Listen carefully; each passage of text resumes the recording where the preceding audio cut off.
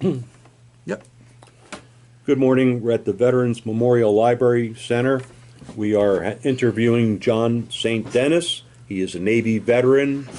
Norm is here, and Paul is here. And my name is Jim Perotti, and we're beginning now. John, if you will. Okay, I'll be using some notes because this is from the deck logs, and I wanted to mention that before we even started because a lot of people don't know about that. At the University of Maryland, just outside of Washington, D.C., is the annex of the National Archives. That's where all the records are. And the deck logs from all the ships that they can gather are there. And for anybody who wants to know about what happened, they can go there. I have taken pictures of the deck logs of the USS Thetis Bay when it was a CVE 90 during World War II. And for the time that it was an LPH, I just read through them and copied everything down. So I'm using the notes from that. Okay. Okay? What we call a primary source, right? Yes, these are my primary sources. So anyway, so why did I join the Navy? I graduated high school in 1958 in Connecticut, and I was tired of schooling. And I could have gone to University of Connecticut, but I wanted to get away. I wanted to get away from home. A typical reason why people join the military. So I did. So I joined the Navy. And a friend of mine, his uncle married my mother's cousin. So we were semi-related. We both joined at the same time. We were classmates. We both joined the Navy the same day. And our first day in the Navy was quite interesting because somebody drove us from where we lived in Portland, Connecticut, which is just across the river from Middletown, where Wesleyan University is. Some people know where that is. There's a bridge, big steel bridge there called the Aragoni Bridge. Somebody drove us over to Middletown, and the recruiter picked us up and drove us to the train station in Meriden. And from there, we took the train up to Springfield, Massachusetts. And that's where some of the swearing in and all that took place. And from there, we were driven down to what was called then Hartford. I can't remember the name of the airport, but it was the main airport, which wasn't very big in those days. And we got on the DC-6. And that was the first time only the second time I'd ever been on an airplane in my life. The first time was a little private airplane in Hartford. And this is the first time I was on a major airplane. Flying a DC-6 wasn't really all that great. So we flew to Midway Airport in Chicago. And it was a fairly large number of recruits. And so we were supposed to be picked up by a bus. And the bus was going to take us to the Great Lakes Naval Training Center. Unfortunately, something happened and the bus didn't show up. And so, to make a long story short... John, could I just, what year are we talking about now? This is 1958. Okay. And how old were you? I turned 19 in October. Mm-hmm. Okay. So I was almost 19. And about John, real quick, sir, before we why did you go in the Navy? I already said that. Oh, you did? Okay. And did you? What were you doing before you went in? Since you were 19, were you working a job or? No, I just graduated from high school. Okay. And I had a part-time job in the high school. Okay. and I was for about a year and a half. I've had many part-time jobs when I was in high school. Yeah. And my last year and a half, I was a substitute mail carrier. Okay. And I was old enough because I was 18. Okay. And that was nice because I was making the same wage as the adults. Oh, wow. Wow. I was making, back then, I was making $2.07 an hour. Wow. Same as the adults, huh? Same as the adults. And my father worked for their post office, but he's not the one that got me in. One of my teachers had been the substitute, and he got me the job to take his place. Okay. And so I worked through the summer, and then After graduation, yeah. after graduation, and then in September, we headed out. Okay. Did you leave? Did you have a girlfriend? Or anything? No. No. Okay. At the time, no. Okay. I had designs on a girl that was one of my classmates, Okay. but unfortunately, I think she was already engaged to a guy that was already graduated. Okay. And Hometown. One last thing, sir. What did your family think? What feelings did your family have, whether it be your parents or your brothers or sisters, about you going in the Navy? Nothing. Nothing. Okay. My father was a World War II veteran. He was in the Philippines from 42 to 45. Started out in The Philippines. No, he started out in 42. They were transported in those days to New Guinea, Okay. and they worked their way up. That's down. Is that down by Australia? Yes. Okay. And that was when they started pushing back. Okay. And so he was Army, it wasn't Marines. Okay. So the Marines went around the other way, and they did a hell of a lot of fighting. Yeah. Okay. The Army started going north, and they did go to some of the islands. He was in Guadalcanal after the big battle. My father was a quartermaster. So anyway, I don't know. My parents never said anything about it. Okay. So Then, and I'm sorry for interrupting. No. When you were jumping to, you're in boot camp, right? Is that where you left off before I interrupted you? yes. Okay. So anyway, to make a long story short, we arrived at Great Lakes in the middle of the night. And so we immediately had to go to this place where all the recruits go at Great Lakes. It's a room where you got to sit down and fill out all kinds of paperwork and all that. And we're doing that in the middle of the night, trying to stay awake. And so by 5 o'clock, we were taken to the barracks that we were going to be in anyway. And all we could do was just lay down on some bunks. Nobody cared which bunk it was. And we just laid down in the clothing that we were wearing and a bare mattress. And this was 5 o'clock in the morning. And so we got a chance to sleep for about an hour, I think, something like that. And the next thing we know, we were up and going to breakfast.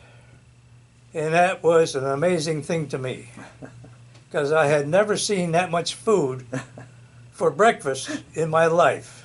I grew up starting out in New England, northern New England, Vermont, and so different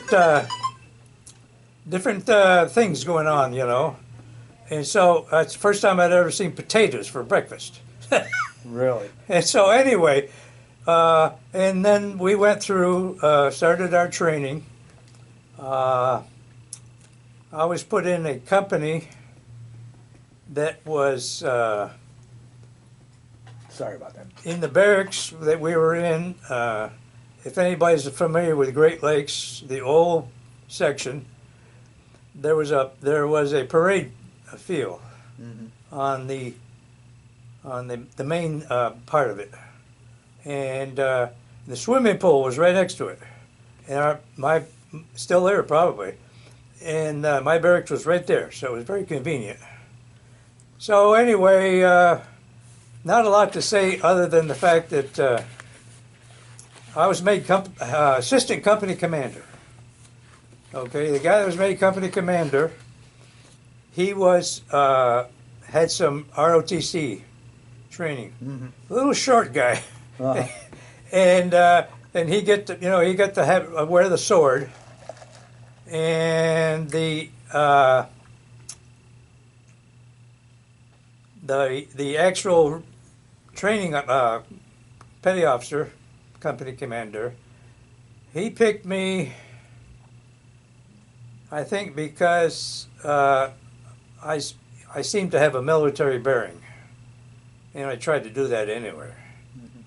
And I won't go through some of the other stuff that we had to do, like we had to parade around with no clothes on in this big room, because you had to take all your clothing that you had and put it in a box and mail it home, and then we picked up our clothing. So anyway, I'm not going to go through all that kind of stuff.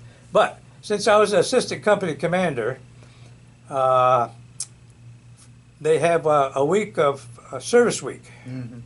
And since I was assistant company commander, my job during service week was to take care of one of the drill halls, which wasn't a real important job, other than keeping the guy that was in charge of it, who was like a second class or a first class petty officer, make sure he got coffee every morning. and whatever pastry or whatever was available. And so the only work I had is because somebody had to come in and swab during the week, swab the floor, the deck, and that's all I had to do. And so, as assistant company commander, I also had to go on watch in the barracks. There's an office, and you have to go on, have to have somebody on duty all the time. And so that was one of the duties I had. And what was interesting, I was listening to the radio one night, and they started talking about something about a radar station in a place called Portland, Connecticut. And I said, what? That's where I lived. I didn't know we had a radar station. It was hidden away. Oh, wow. Way in the back. So that was interesting. Yeah. So anyway. Is there anything, if I may, Jim, is there anything, if this, before we go any further, John, what, was there anything that's, what was the hardest part of boot camp? The hardest part of boot camp was the fact that I got pneumonia. Did you set back? Yes. You did. And it was the result of going in and out of, warm spaces and cold spaces. And it was typical at Great Lakes. What months were you there again, sir? I started out in September. Okay. And I got pneumonia about November, I think it was. And so I went over to the hospital dispensary. And the doctor over there looked me over and said, well, you don't have it very bad, and you probably could be treated here so that you don't have to be able to stay with your company. But he decided to send me to the hospital on Main Side, which is on the other side of the highway. What week were you not far? It was only 9 weeks, right? Well, it's eight weeks plus, well, actually, yeah, 9. So I was in my, I think, if I remember right, 6th week. Kind of frustrating, right? Yes. You're looking at The reason I remember that is because I only spent 2 weeks when I came back. And so that was pretty bad. I was in the hospital for almost a month. And, in a ward that was all, what do you call it, pneumonia patients. Wow. And so my company was able to finish up, and my friend's company also. And so they were able to go home for the holidays. Okay, and so after the holidays, then they went on to their duty stations Or schools. or schools. Yeah. And you were not eligible to go home, but you were back in the new training cycle? Or No, were you still in the hospital? no, they allowed me to go home for while I was in the hospital. Yeah. Okay. So for over the Christmas holiday, I was able to go home.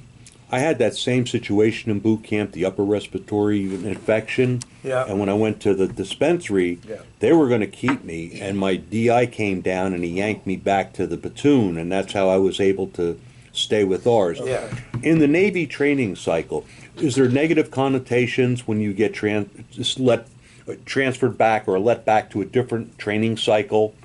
In what way? Negative in that you're not a member of the original group, and that sometimes the instructors would single you out for happy treatment. No, it doesn't work that way in the Navy. Okay, it does in the Marine Corps, and that's why I asked. Classes in the Navy have nothing to do with that kind of stuff. Yeah. Okay. He knows. So anyway, So they sent you home, and you were home for Christmas. yeah. So then I had to come back. Yeah. Okay, because I was only allowed to. So when I was sent back, they sent me to in Great Lakes, way at the end of the side that I was on. Mm-hmm. There's a barracks down there. It's for the misfits. The transient. They were the ones that were going to be shipped out. Yeah. Exactly. It was it's transients, and I was a transient. Yeah. And I spent New Year's Eve shoveling snow on the sidewalk in front of that barracks. And it was a long ways to the chow hall. Yeah. And so finally, what happened was a company who had gone home for the holidays because they'd only finished 6 weeks. They had come back, and they were on the other side of the. I don't remember what they call it. The other side is very small. Mm-hmm. So I was put in a company over there. And see, what happened was, I don't remember where I took the tests. There's 2 tests that you take when you go in the Navy. It's like terminology and something. No. This is mental tests. Oh, okay. And I can't remember, somewhere in boot camp you do that. Mm-hmm. But I don't remember where. And so they're kind of like it's somewhat of an intelligence test. There's Is that 2. to place you into a rate? No, No. has nothing to do with that. Okay. It's just who you are. Yeah. You never had to do that. Okay. It determines who you are Okay. mentally. Okay. Okay. And so my combination on those tests was pretty high. Good. I've got an IQ that's maybe about 130. Mm-hmm. I've never taken the test Yeah. because I didn't want to pay for it. But I've looked at the ranges, Yeah. and I'm somewhere around a 130. So people always, my classmates used to call me Smarty. John, and what was the best part of the basic training? The best part? I don't know if there was a best part. Wow. So anyway, to finish up, I was put into another company for 2 weeks, okay, only. But the guy that was the company commander, he was a first class petty officer, and he took me aside, and he kind of like adopted me to be able to get through the 2 weeks, and he knew what my capabilities were, and you're always having to take tests during boot camp anyway, and I was always during the process about what you learned. Mm-hmm. There were tests for that, and of course those were counted when they were trying to Place you. give you the awards in boot camp. Oh, I see. Okay, and so every week all the companies were measured, and so the outstanding company got a flag to put on their flag. Yeah. To put on their On the guide iron. guide. That's it. Guide. Well, it's called guide on in the Navy. Guide on. Guide on. Yes. And the guy that carried it was called the guide on. Yeah. That's interesting. So anyway, So that transition was not easy. no, it was It was? that 2 weeks. Oh yeah, it was fine. I mean, the transition.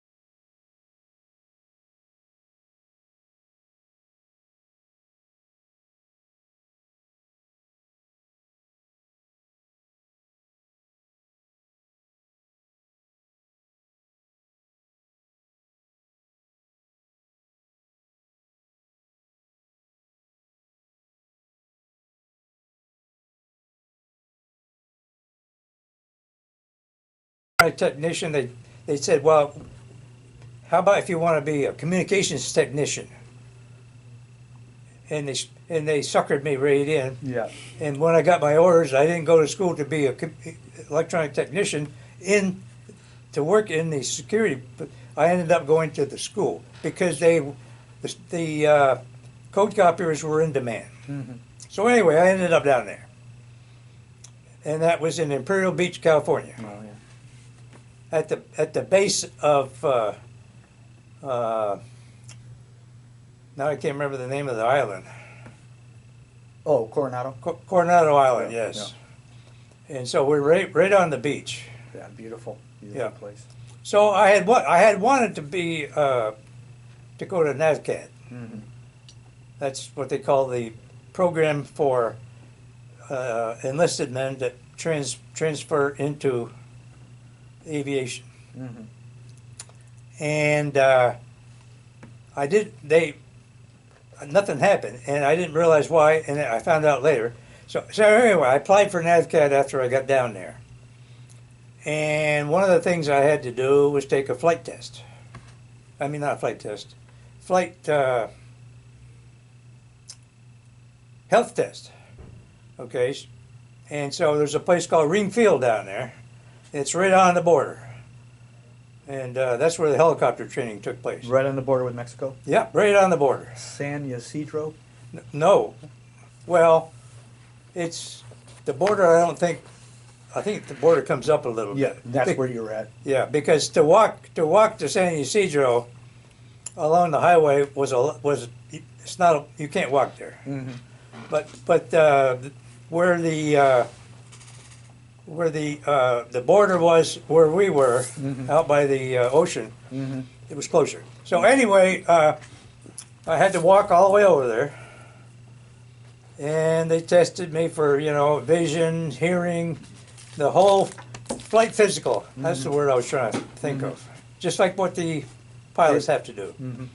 And so, of course, they dilated my eyes. And so I had to walk back, and they gave me some little those cheap blinder, you know. Yeah. But I had to walk all the way back. And also, That was all part of the physical. Huh? That was part of the physical. You had to No. walk. No. No, it's just affected. Anytime it's like when you go to the doctors. Yeah. You know, they give you shades. Yeah. Same kind of thing. Yeah. The other part was, in order to get into the NAVCAD program, you had to have 2 years of college or equivalent. So I took the GED test, which tells you what college is like, and I passed. Good. Because most colleges, especially today, I mean, the first year or two it's what do you call it? When you learn all over again? Review. No, not review. Well, it's a- Refresher. Refresher, yeah. Yeah. You're basically starting all over. Yeah. And so I was feeling good about that. The next thing I had to do was talk to the executive officer at the base, and he was a straight-laced lieutenant.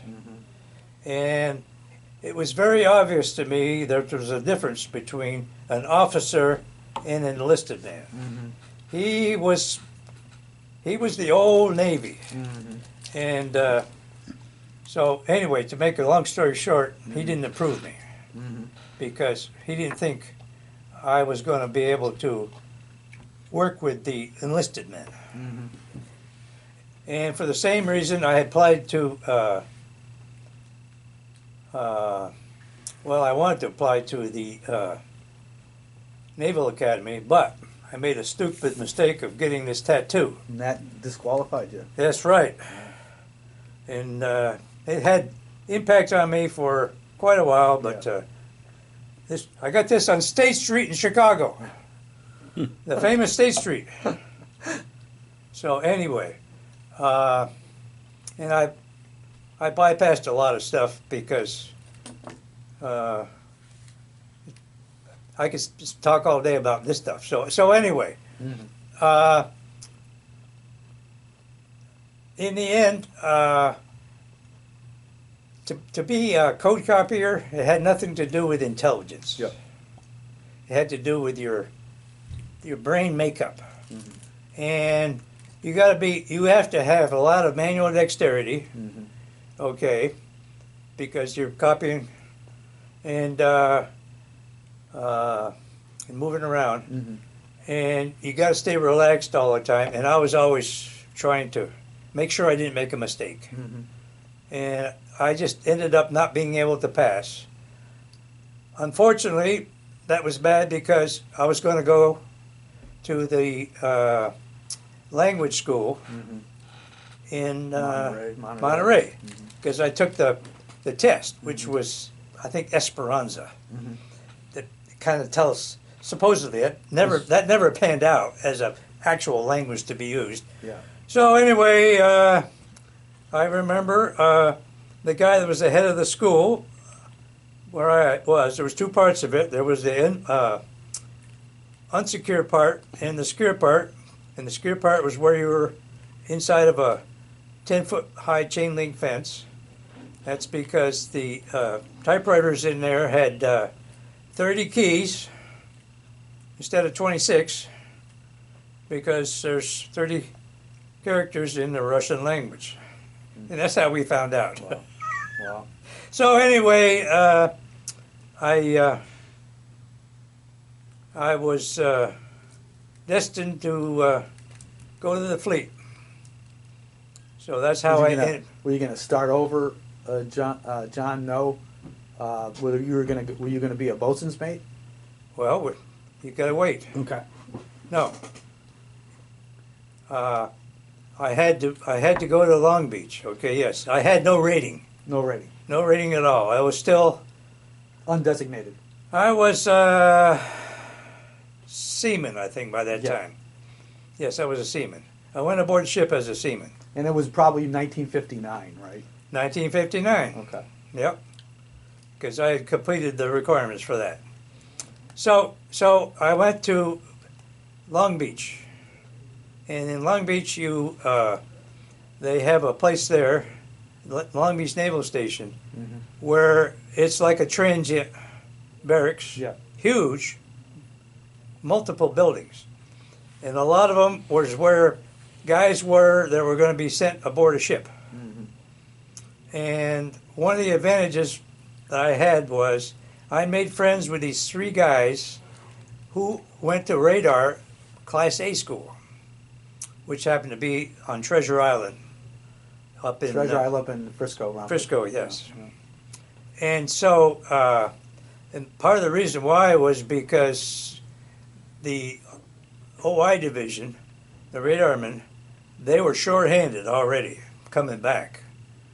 And so anyway, I got to be good friends with them. And what was interesting was we waited for quite a while. And I'll have to look at my notes. Okay. The ship returned on November 18th, 1959. And it moored at the carrier pier, which is outside. Was this the Thetis? Yes, Okay. Denis Bay. Yeah. Only one I was on. And what was interesting was, while we were at Long Beach Naval Station, we didn't sit around on our butts all the time. We were always going out on work crews of all kinds of different things, you know. We almost had to go fight fires because we were activated for that. They said, okay, you guys are going to go help fight fire. And then they'd say, oh, never mind. Did you have tending lines? What a lead-in. No, not for all ships. For one ship. The Thetis Bay.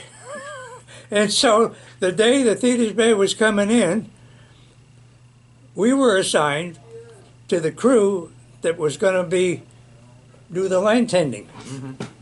And that was a blessed event. And the reason I'm saying some of these things is because it's very interesting about Yes, what path. happened. Yeah. And so we went over there, and the three guys that were the radarmen were there. And so when the ship tied up, and we were standing there, and they got out on the catwalk, a whole bunch of them, you know, because they knew some people were coming in.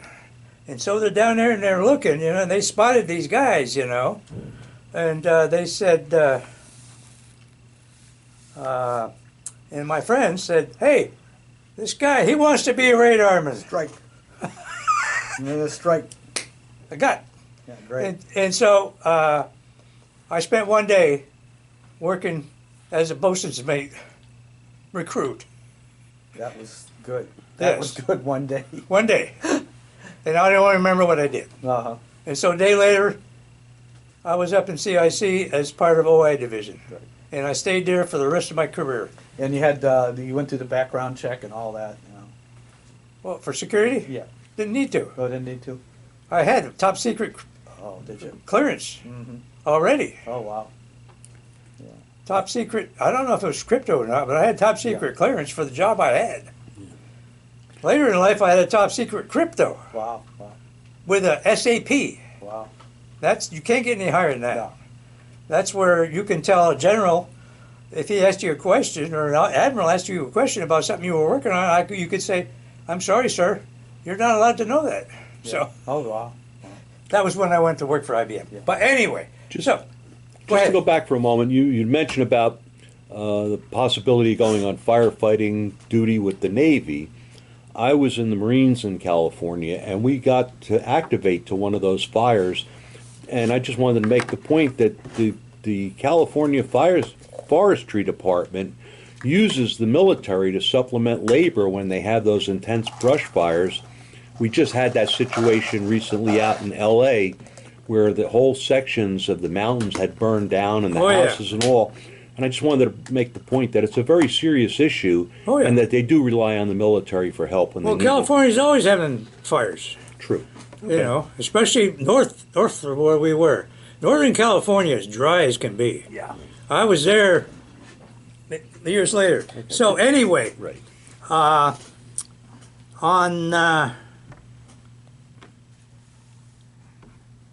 on the 4th Of January Okay, 1960.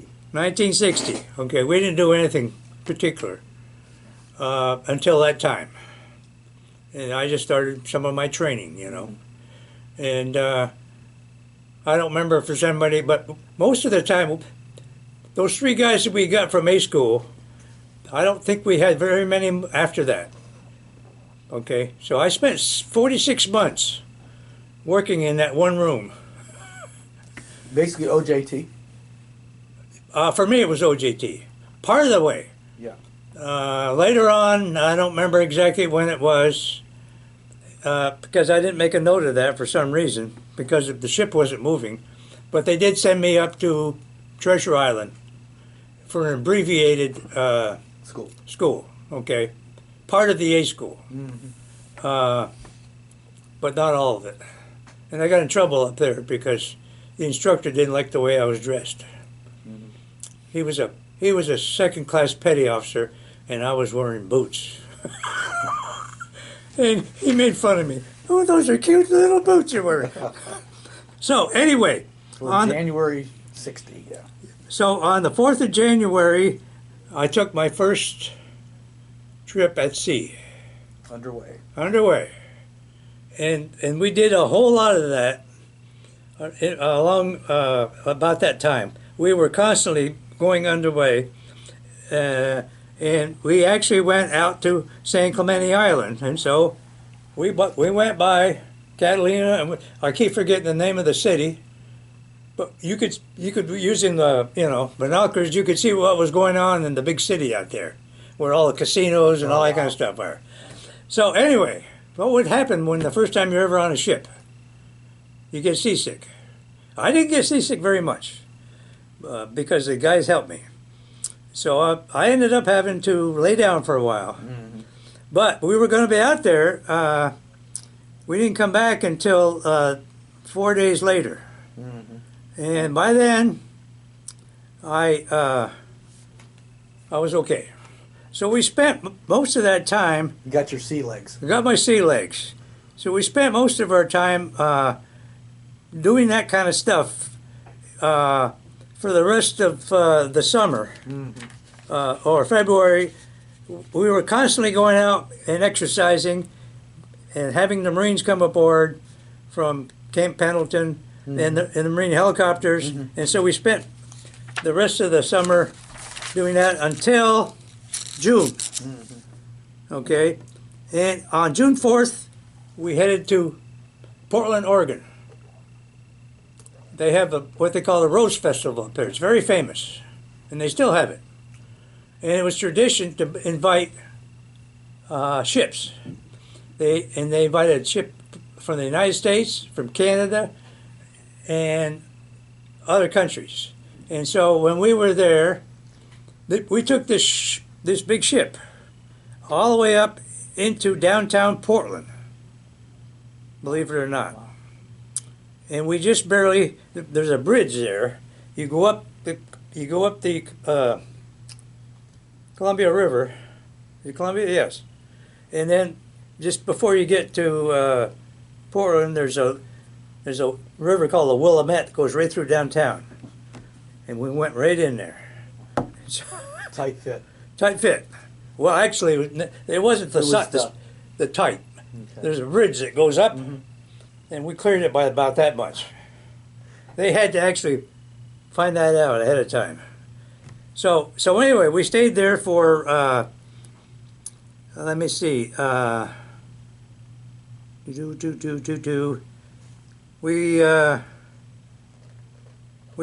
left on the 13th, so we were there for several days, and it was great. We had visitors come aboard, and we had these young girls coming around, and one of my jobs, see, the Radarman had a interesting thing I wanted to mention. When the ship's not moving, you don't have any work to do. Yeah. But somebody knew that there was work to do. And for some reason, the Radarman rating was considered part of the deck rating. Don't ask me why. And so we were one of the only people that didn't have anything to do while they're in port, like the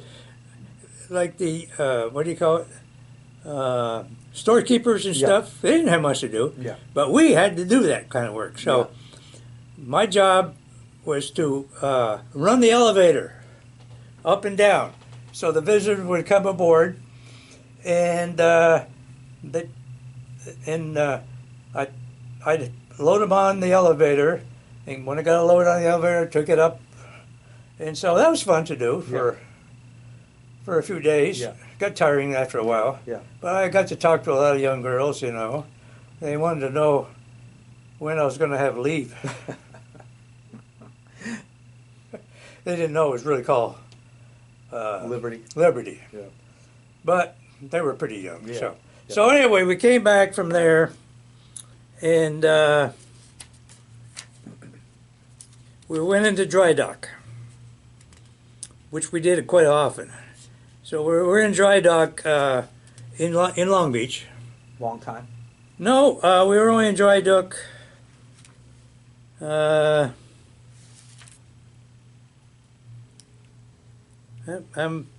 just for a very short time. They had to have some repair work done to the flight deck, and that was another time where I had to work. And one of my jobs was to just sit there on a stool with a fire extinguisher while Welding and all that. the guy was welding things on the Flight deck. flight deck to make sure that the wood didn't catch a fire. Yeah.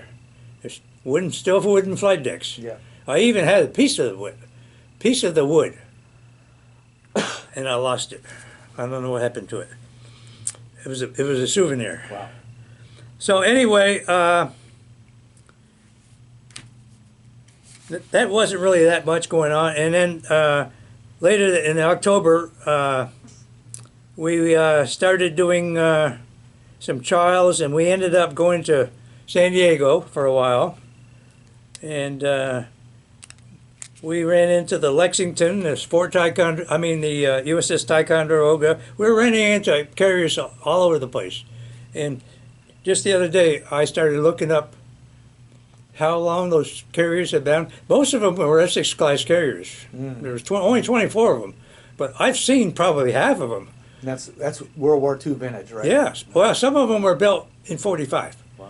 But believe it or not, I think I've seen at least 12 of them. Wow. Either on the West Coast or the East Coast. So anyway,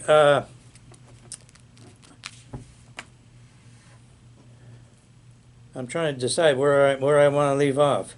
So anyway, we still were just doing training constantly, and we still were using Pier E sometimes and sometimes not. And there was Pier E two. is in San Diego? Huh? In San Diego? San Diego, there was carrier piers. There was a lot of them there. Okay. But there was only one carrier pier. And sometimes if there was two big carriers in Long Beach, we had to go over to the naval station Oh, I see. because they were wide enough to they could even put Essex class carriers over there. So anyway, we kept doing training, and the next important event was this was interesting. In February, I just want to talk about this. Of 60, yeah. Yes. No, this is 61. 61? We've already gone through 60. 60. Yeah, Okay. 60 was just, except for going to Portland, it was all just training. Out and back. Out and back, yes.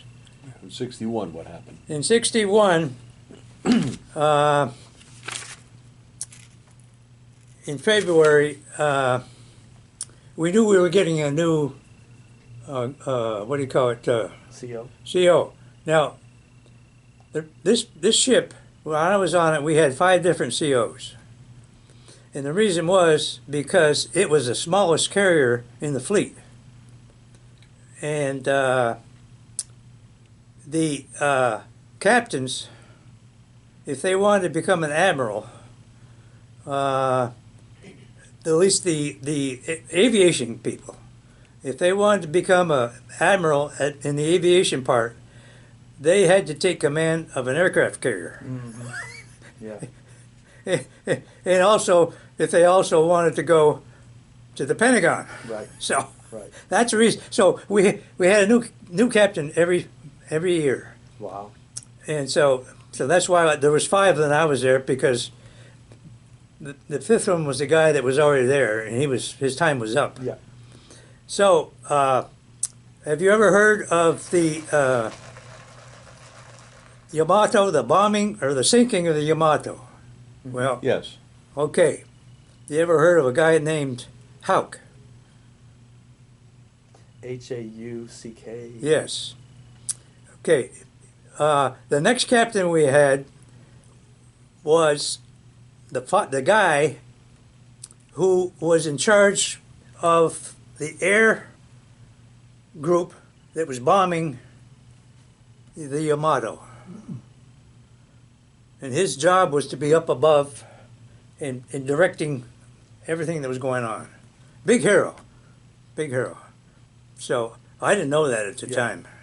But that, so anyway, the interesting thing was, it was a Sunday afternoon.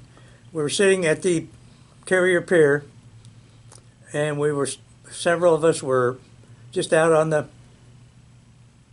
catwalk, and here comes this car onto the pier. And believe it or not, it was like a 1938 or so, Wow. Chevrolet, 4-door, Wow. and it had that, what do you call it, green paint. They used to paint them green, and it was faded as hell, you know. And so this guy gets out, right? And he's dressed like a fisherman. Serious. Seriously. Wow. He's had his fishing rod with him and all that. And guess who it was? It was Captain Houck. Really? But we didn't know it at the time. Very casual. Huh? Very casual.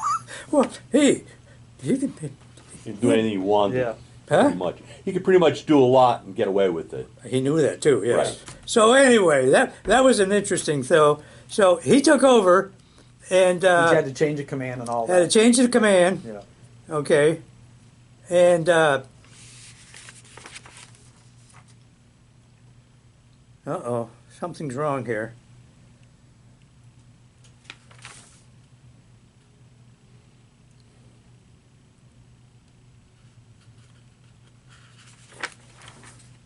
All right.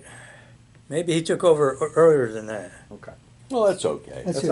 okay. Just go on. Yeah, let's go on. Yeah. Because Yeah. because he was relieved. I just saw that he was relieved by another guy on that day. Okay. It's okay. The story is more important. Yeah. than Yeah, the story's more dates. important. Yeah. So anyway, a new captain came aboard, and this guy was scared as hell because he stayed on the bridge all the time. He slept on the bridge sometimes. But anyway, he took over, and then the important thing was on March 1st, 1961, we headed for Pearl Harbor.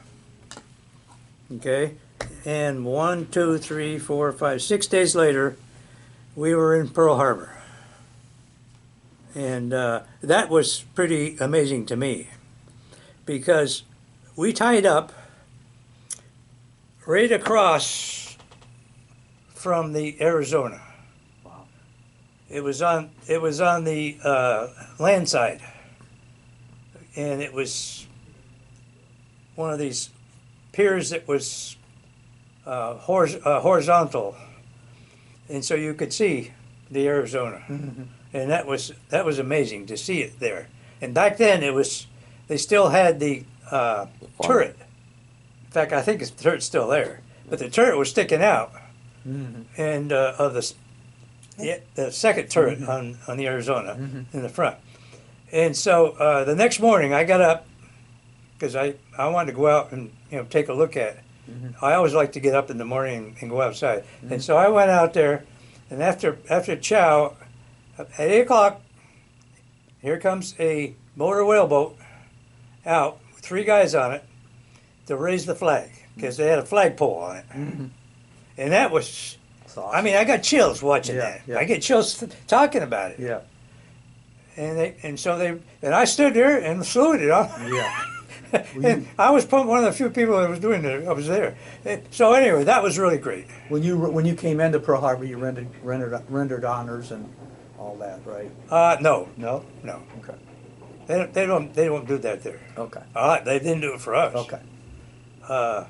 But anyway, and so we stayed there for a few days. Let's see, how long were we there?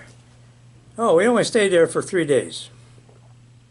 And so we left there on the 10th of March, headed for Yokosuka.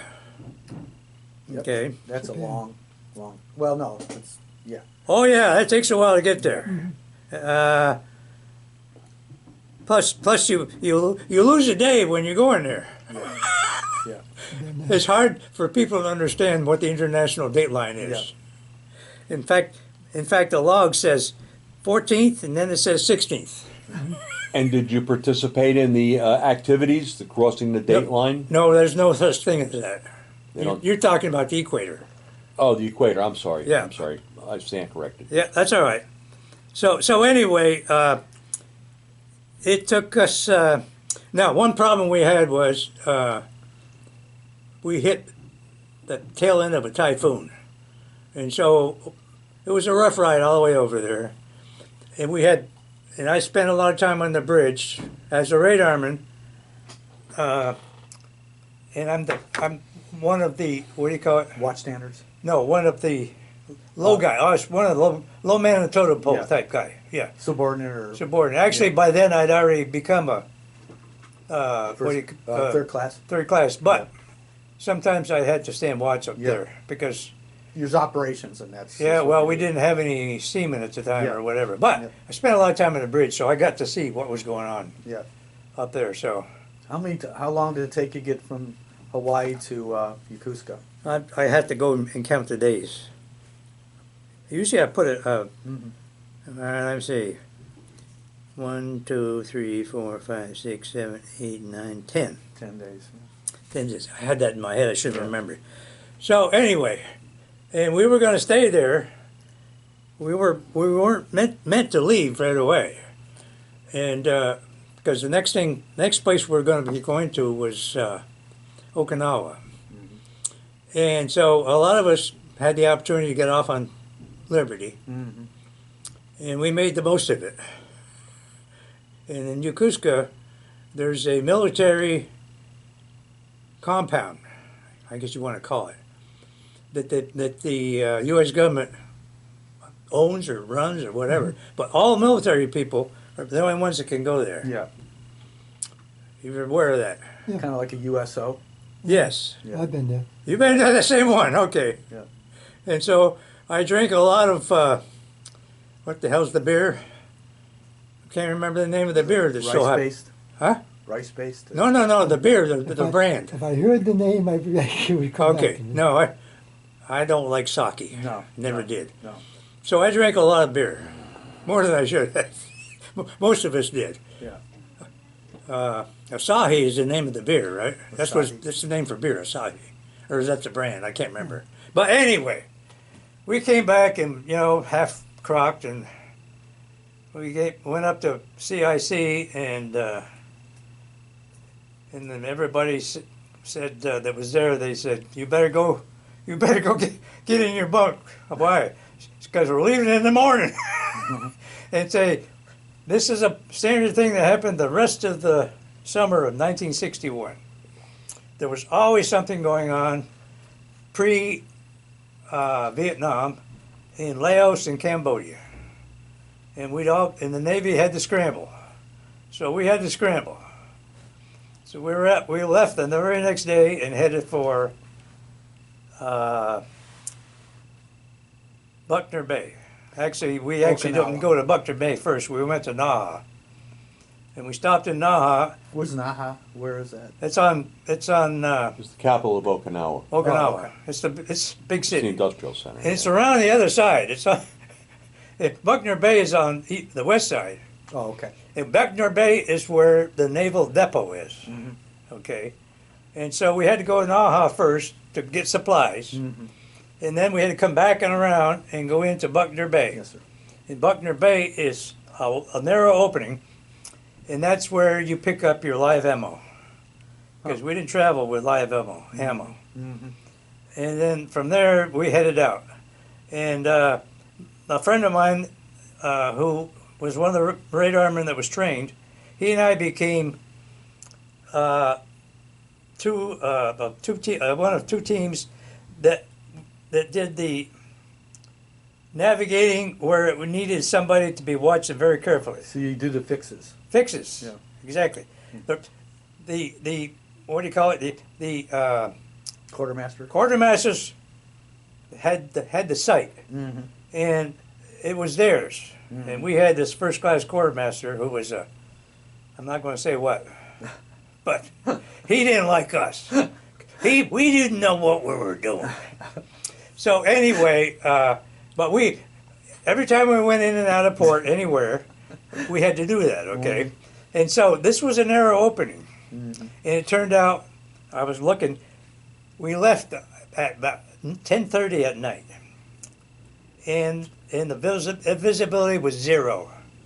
So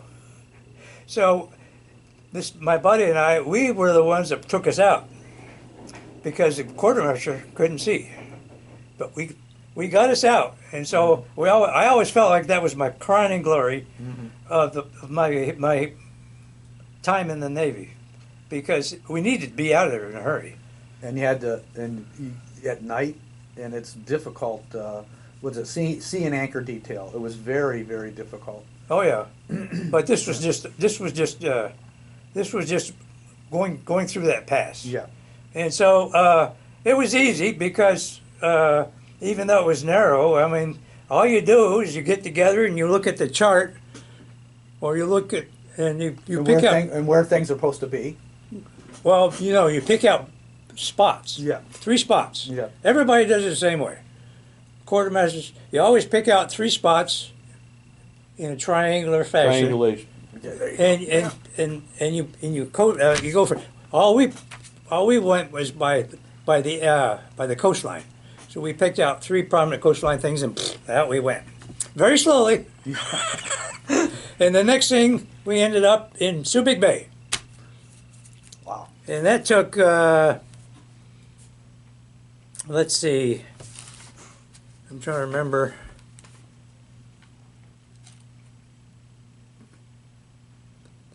We got there on April 7th, okay, in Subic Bay. And the Bennington came in. There's another, I don't know why, but that's another Essex carrier. I got to sit down one day and add them all up. And so, and there's another that came in later on. But anyway, that was our station. So we were okay for a long time. So we spent 6 months in Subic Bay. 6 months. Yes. And other LPHs were doing it opposite. One of the other LPHs in 1960 and 62 came over. And so I don't know what they did in the wintertime. Yeah.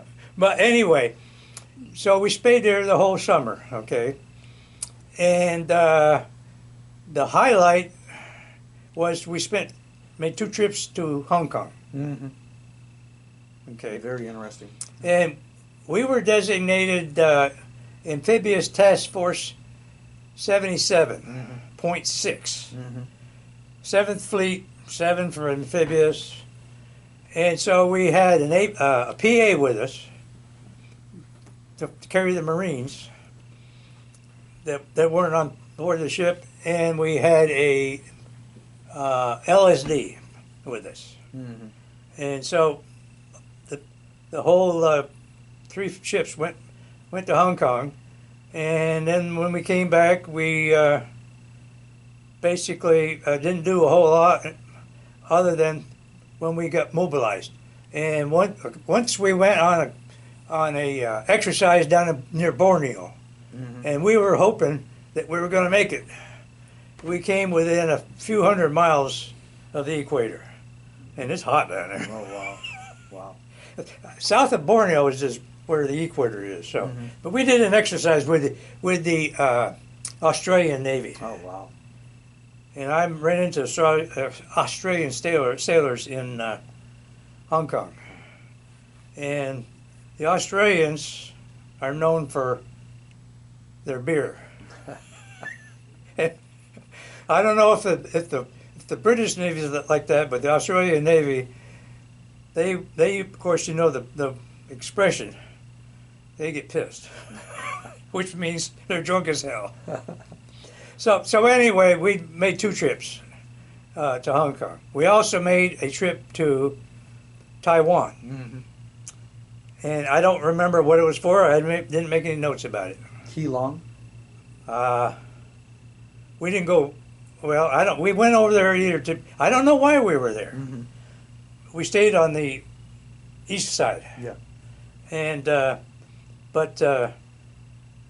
and so back to we left there. Let's see. Let's jump ahead. When did we leave? We left.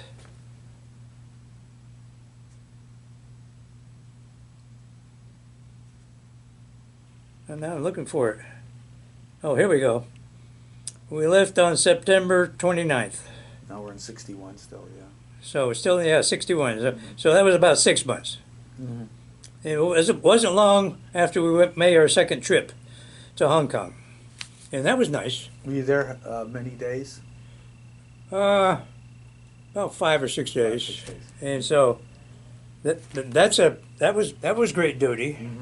Because, I mean, you could buy stuff cheap over there. Oh, my God. I was buying stuff and on the first trip because we knew we were going to be going by the second trip. And so I came home with dishes for my mother and clothing for my father. Wow. And all kinds of stuff, Wow. you know, because you could get it pretty cheap and it was well-made stuff. Yep. I even bought myself a suit, you know. No, the tailors were fantastic and they were quick. Yeah. In fact, what I failed to mention was when I was in Yokosuka, I have it, but I don't have it with me. That was the early days of the blue hats, and they were felt, Uh-huh. and those were illegal at the time. And I don't know when the blue hats became legal. I think it was because somebody in the Navy finally said, "Okay, we're tired. We're going to make it legal." It is legal now, as far as I know. Any of those pictures of any of your stuff there? Is any of it were right at that time period, like with your uniform or? No, I don't think so. Okay. No, none of that. Okay. No, Okay. none of that. Okay. So anyway, we headed back to Buckner Bay, and Okinawa. and then unloaded the stuff, and then went around to Naha, or I don't remember which order. We did it, man. I think with Buckner Bay first, Naha. Then from Naha, we headed back to Pearl Harbor. And we stayed in Pearl Harbor, and we got a chance to stay for quite a while. And we got a chance to go down to Waikiki Beach, and we were just hobnobbing with the civilians, and they were nice as can be to us. You know, it was just a bunch of sailors, you know, but they bought us drinks, and Oh, great. we were in. I can't remember. I don't remember what nightclub it was, but do you remember there was a singer that used to sing and make bird calls? He was there. Oh. And so it was one of the best. And Good show. yeah, good show. And so anyway, we came back, and now we're almost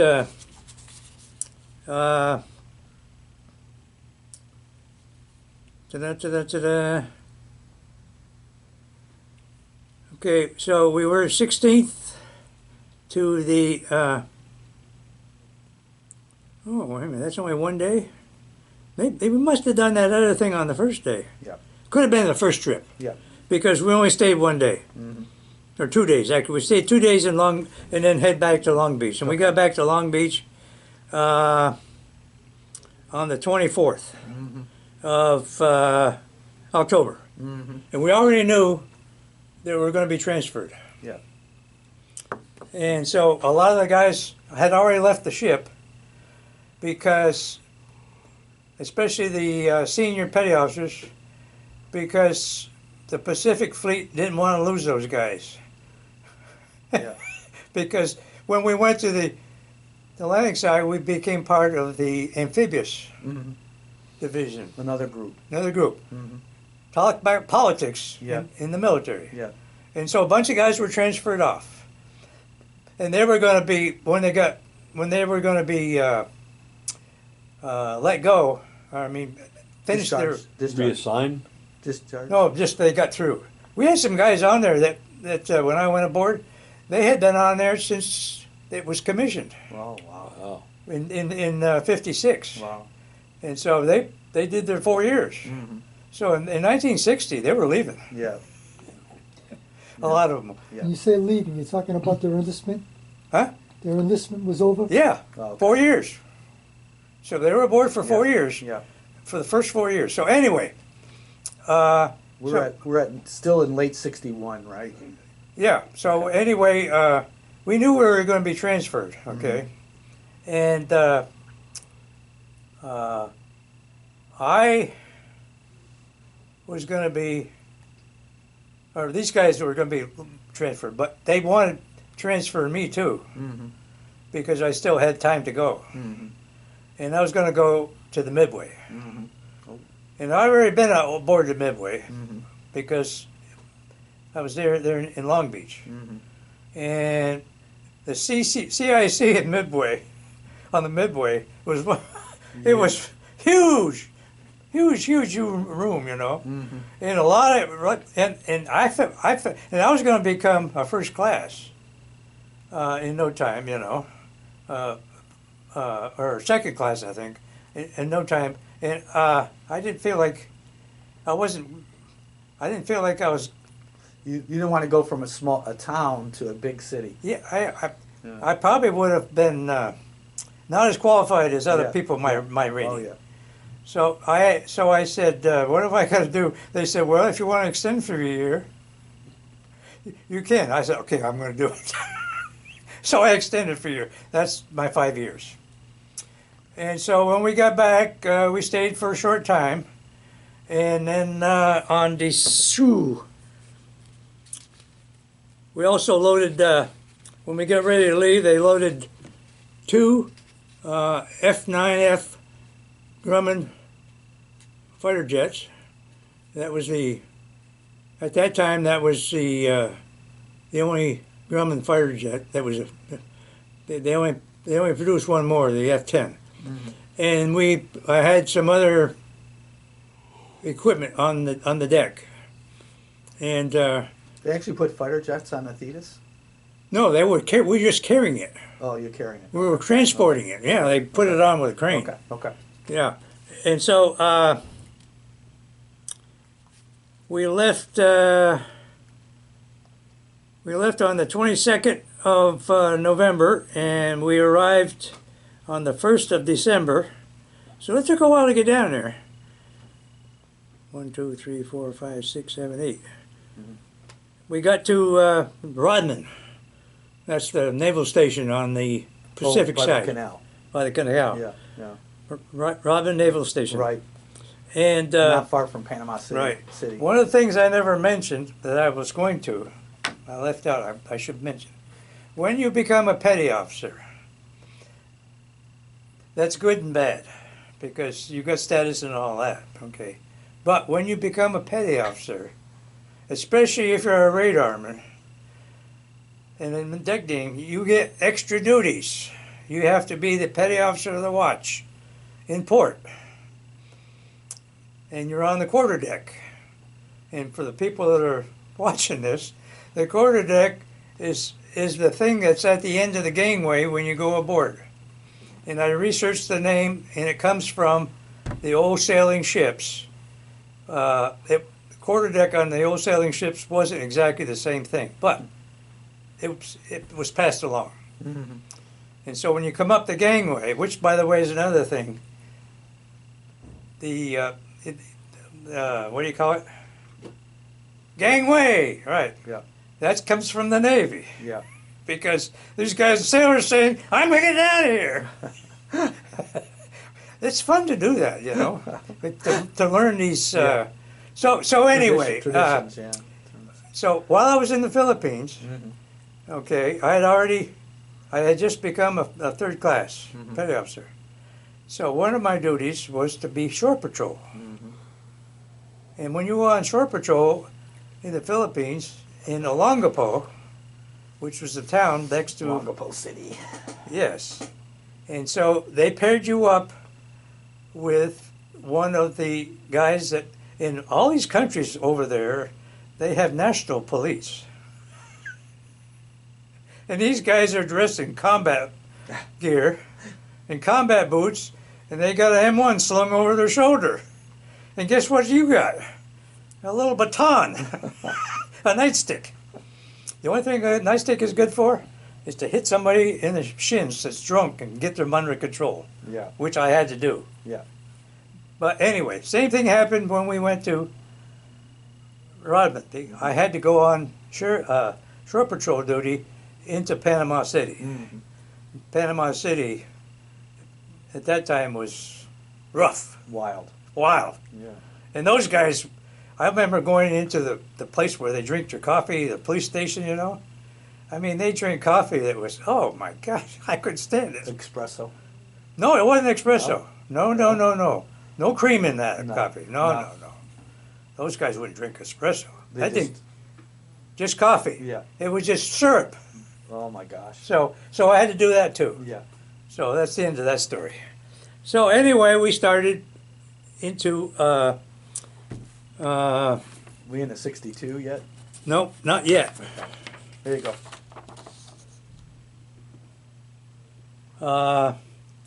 Well, this picture doesn't go with 62. Mm-hmm. I mean 61. This is 62. Okay. But this is The canal. this is the second set of canal locks when you're going east. Okay. Okay.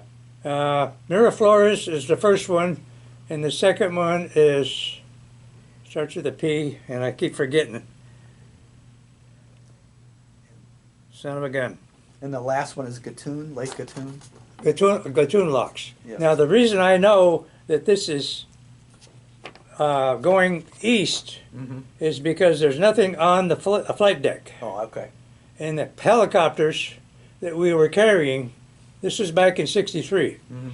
The helicopters that we were carrying, the presidential helicopters, had to be hidden away.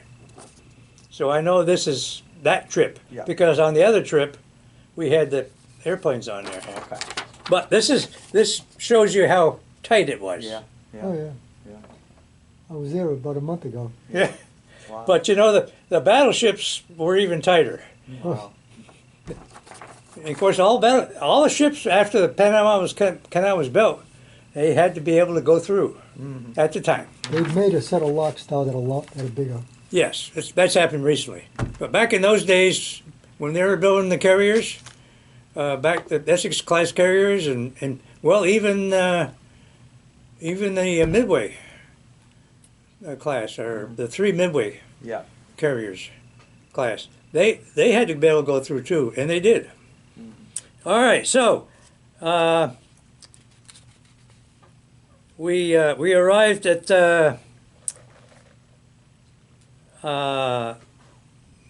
Norfolk on December 11th. And guess what was happening on December 11th? Is it the Cuban? No. It was snowing. No. Wow. So that's somewhat of a shock to us, even though, you know, Yeah. a lot of guys never lived. Guys from Texas, and places like that, you know, they'd never seen snow before. Yeah. Wow. So anyway, we got into there, and we started doing exercises and stuff, and in January was interesting. Now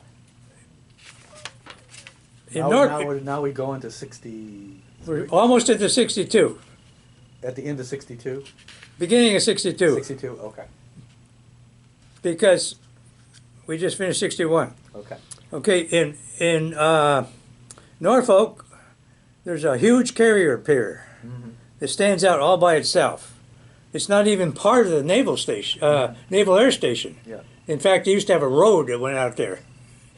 And when they were taking airplanes out there from the base to load on a carrier, they'd wheel them out there. So here we were on the 18th. We were on that pier, and next to us was the Enterprise. Excuse me. That was not the same one. It was later that we couldn't tie up that time. It was on the 16th of February. We were tied up with the Independence, which isn't quite as big, but I don't even remember what class that was. That might have been the Independence class. But anyway, here's this little old XCVE next to the USS Independence. You know, twice as big. It was. I don't think I ever got a picture of it for some reason. So anyway, we actually went in February.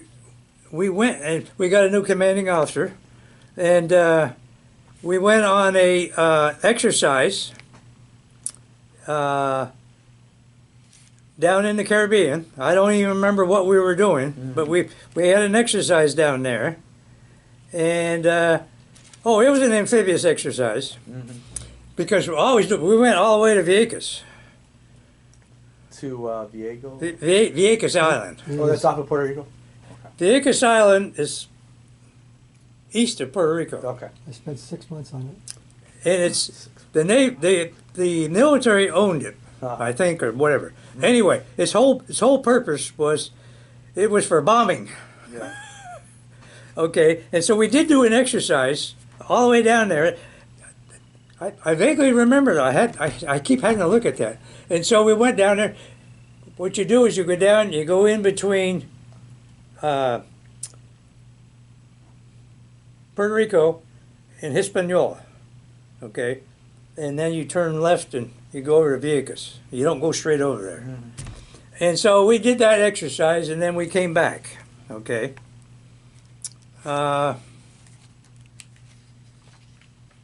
Did you have Marines aboard?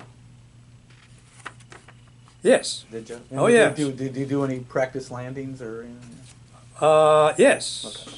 Okay. When you do those amphibious exercises, when you head south from out of Norfolk, you're going right by all those Marine Corps facilities along the way. Yeah.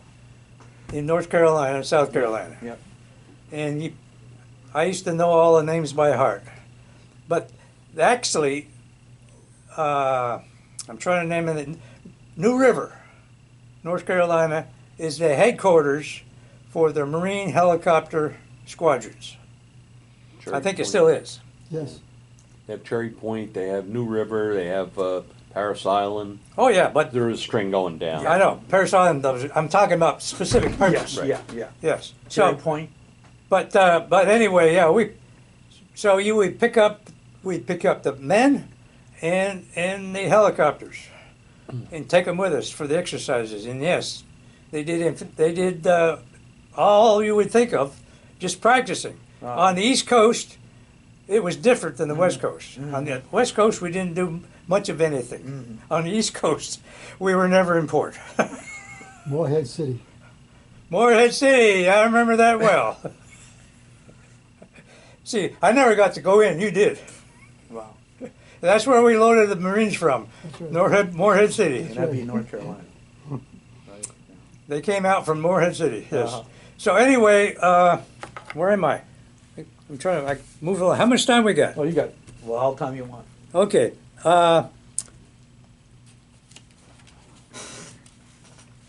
Heading to Cuba. We're gonna, looks like you're gonna need a battery soon. We wanna might have to Take shift a the break a battery. minute. Take a break. Yeah, take a break. All right. Okay, good. All right. Oh, I forgot. That was all part Time of. out. Where you should go. When? Okay, so we left off where the exercise was finished, and when the exercise was finished, we went to San Juan. We were in and out of San Juan many, many times, and it was a very interesting place. And once again, I had to be on shore patrol, but it was easy because there was no gangs or you know. And of course, there's two parts of San Juan: the old part and the new part. Yeah. And you didn't have to go into the old part because, No, you don't want to go in the old part. well, if you want to see some of the scenery and all that, and the right. fort and everything else. Right. But if you're a sailor wanting to have a good time, you go in the new part where all the hotels are and all that. So we went there, okay? Now, from there, we went to St. Thomas in the American Virgin Islands. Okay, and we anchored there because there was no piers there. In fact, I don't know if there's piers there today. There is. There is now? So we had to anchor out, and we had to use the motor whale boats, I think it was, because we didn't have any landing craft. So we had to use the motor whale boats to get in and out of the town. And the only place I went in St. Thomas was Charlotte Amalie, or Amalie, whatever you pronounce it. Mm-hmm. I've been there. That'd be the capital. Charlotte Amalie. Yeah, and you know what that name is? Well, it's a no. It's a person. It was, she was royalty from whoever had the islands before then. Denmark? Denmark. One of the Scandinavian islands. Yeah. She was a daughter of the king or something. And it had already been named that before it became part of the United States. Mm-hmm. So anyway, so I went into the town, and it wasn't very big back in those days. It was just a tourist trap. So Yeah. I mean, what are you going to do? So, Yeah. so anyway, we left there and we went over to St. Croix, which was just not too far away. Although it's out all by itself. Yeah. St. Thomas and St. John's, and I can't remember, there's two or three of them right there together. Mhm. Some of them are Irish and the rest of them are British. Yeah. We went to St. Croix and we anchored out again. And the reason we did that, believe it or not, was because there was somebody that had some pull, or probably a congressman or something, that wanted a free ride over from St. Thomas over to St. Croix. I'm serious. Yeah. And we did. We took them over there. And then, guess what? We came back. Okay. And then we headed back. Oh, we went over to Roosevelt Roads before we came back, okay? Roosevelt Roads is a naval station on the far end of Puerto Rico. What are we calling There's a naval station over there. Rosie Roads. And one thing I never mentioned to you was that I had an officer who knew I wanted to become a pilot. And that guy was always taking me places to try to, and so he flew me over there on one of the old unstabilized helicopters, H-19s I think they were. They had the quadruple landing gear, and we were flying over the jungle, you know. He had to get his skins, flight skins is what they're called, flight pay. Yeah. But the term is flight skins. And if you don't fly so many hours every month, you don't get the money. And they all had to do that. And so he was always letting me help him with that. And so I flew in the back of a S-2F tracker. Those were the submarine hunters. And we flew from Long Beach all the way up to Santa Maria, Monterey, and I flew in the radar seat in the back. And then he would take me out in the middle of the ocean sometimes. And that's when I found out I really wasn't probably going to become a pilot, because when you come down real fast, sinuses will get you. And my sinuses were so bad, I mean, I could hear it cracking in there, you know. Wow. And the tears started coming down. And I said to myself, that might be a problem. But anyway, so, ta-da.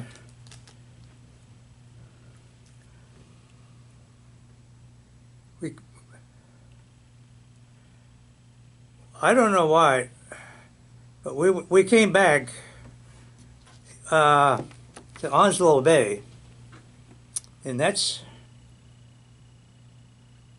that South Carolina or North Carolina? Called what? Onslow Bay. Onslow Bay. Onslow Bay. ONS. It says it's near Morehead City. Okay. So That's North Carolina. yeah. So we sailed all the way back to Onslow Bay to do something, I don't know what, and then we turned around and went back to San Juan. And we did a lot of just putting around. Yeah. And so then we went back to Norfolk, and then from Norfolk we went back and did some more exercises with the Marines. And What time is it? this is like May, June, Okay. July. Of 62. 62, yeah. And the only significant thing that happened was we went into dry dock in the Norfolk shipyard, which is down on the what's that river?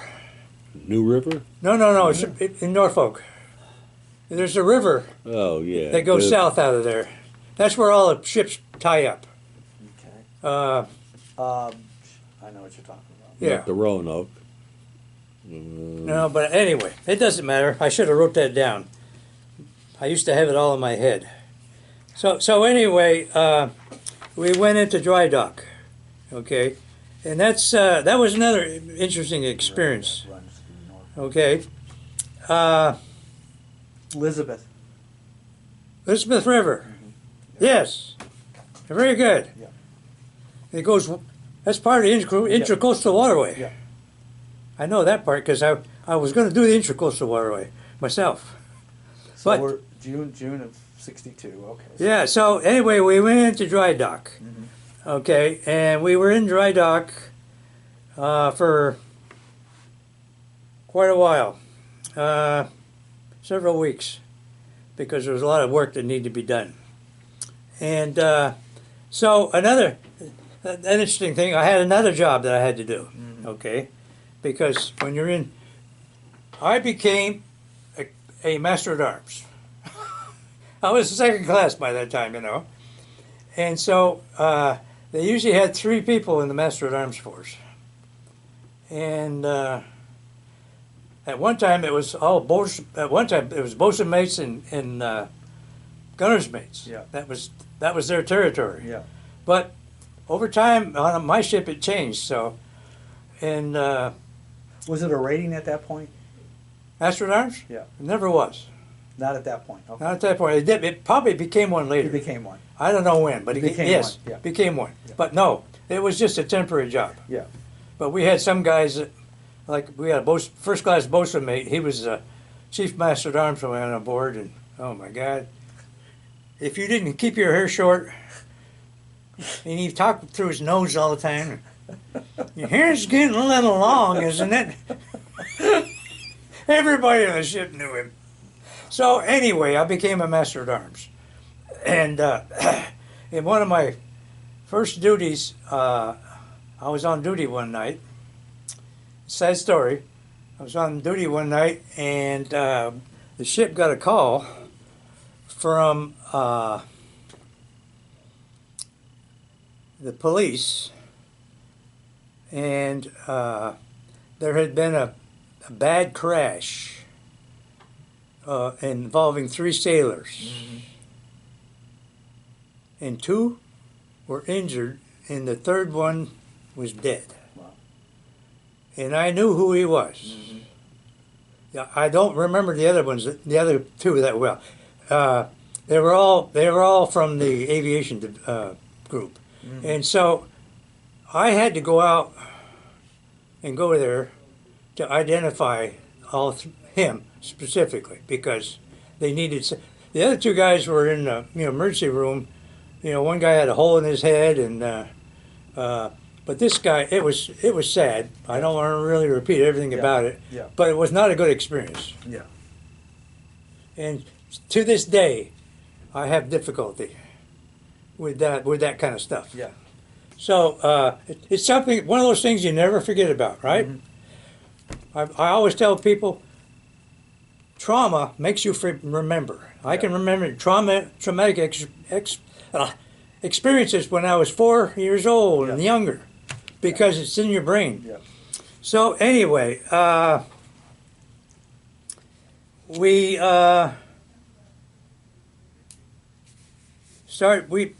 after we got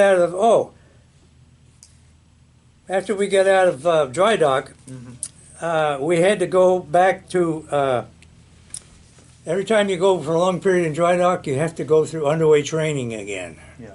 That's just part of the Navy. Yeah. And so we went to Guantanamo Bay, okay, for underway training. And ship had to tie up. There wasn't any dock available, so we had to anchor out. And they supplied the boats to bring us in and out. And so we went in. We went in and had classroom work, and then we had to go out and we had to do exercises. And they came aboard with us, and that was one of my jobs to do the surface plot. Okay, the surface plot is a device on where it tracks where you're going. Okay, in the CIC, there is a remote from the gyros. You know what's a CIC? Huh? What's that stand for again? Combat Information Center. Okay. And so, I don't know if you know how all that works, but what they have to do is when the ship's getting ready to leave, they fire up the gyros. And we had 2 of them. And they spin at a voracious rate. Okay? And once they start spinning that fast, it's like a top. The spinning part never moves. And that's why they can figure out where you're going. Yeah. And so when you start turning, the gyro doesn't turn. Wow. And so we had a remote for that, and we had a device that kind of looks like a, two-dimensional printer. Uh-huh. And so, and it had even had a stylus. And so It was a plotter. it was Is like a teletype? plotter. Is yes. it a teletype? No. No. It was a plotter. It's a plotter. It's rectangular. I see. Okay. There's a scope on one side of it. I got a picture of that. I should have brought it with me. Yeah. And it's right in the middle of the room. Okay. And it's the guy that's running that he's king shit. Yeah. Oh, excuse me. Forget about that. You got to take that out. He's in charge. Okay. Basically of what's going on. Okay. So He's running it. he's running the show. Yeah. Basically, well, the officer's in charge. Yeah. But anyway, so you gotta make sure you're doing all the right stuff, and so we did that for a long time. Okay. So what month are we in now in '62? This is we're still in October. Okay. Of 62. Yes. And this is Early just, October. right, and this is just very prior to the Cuban getting- Missile portion. I'm getting there. Coming right now. I know. I got right here highlighted. Yeah. Start of the Cuban Missile Crisis period. All right. So anyway, God, it makes me mad. I said that.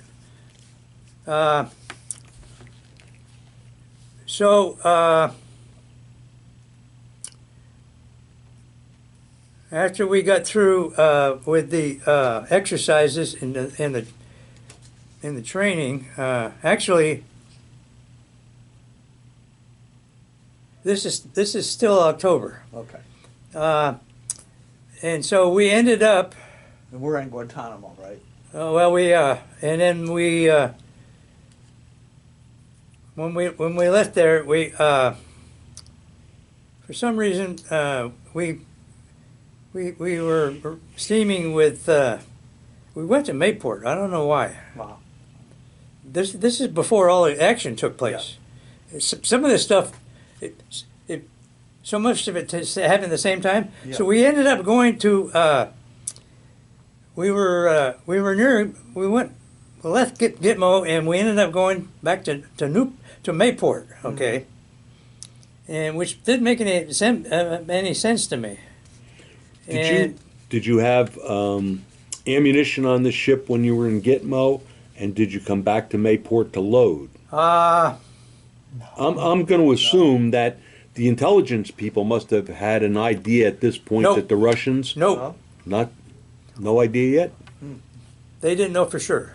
So they had an idea. Okay, because I'm coming to that. Okay. All right. So we ended up.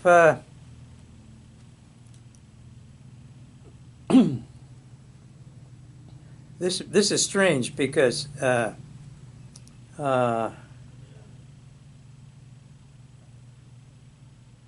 we were in that area before it all happened. Mm-hmm. In fact, I got notes in here that we were anchored near Cat Island. Okay, and I don't know if they thought maybe something would happen. I don't know, because what happened actually was, I think they probably were in planning stages. My assumption would be that they were doing U-2 overflights. They had to load those rockets. There was a lot of preliminary prior to them going to sea. When they actually found out, it was one of the jet fighter planes that had the camera that flew very close to get a good picture. Right. Okay. I don't know that the U-2 was able to tell anything. Well, that would have been in the loading process in Russia prior to. If they were doing those kinds of overflights, that would be beyond us. But anyway, I'm thinking about this again, and so we ended up going into the same places. Okay, but so this is early November, and we did some exercises. North of Mayport. I remember doing that. Mm-hmm. And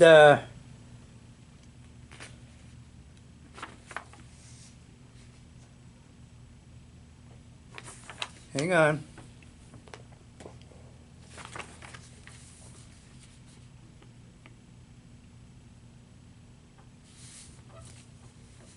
Oh, it was October, wasn't it?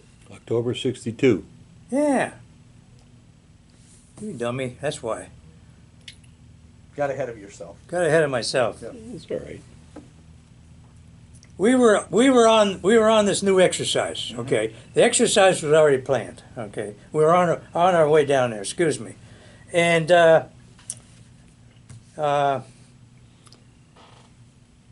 we knew something was up when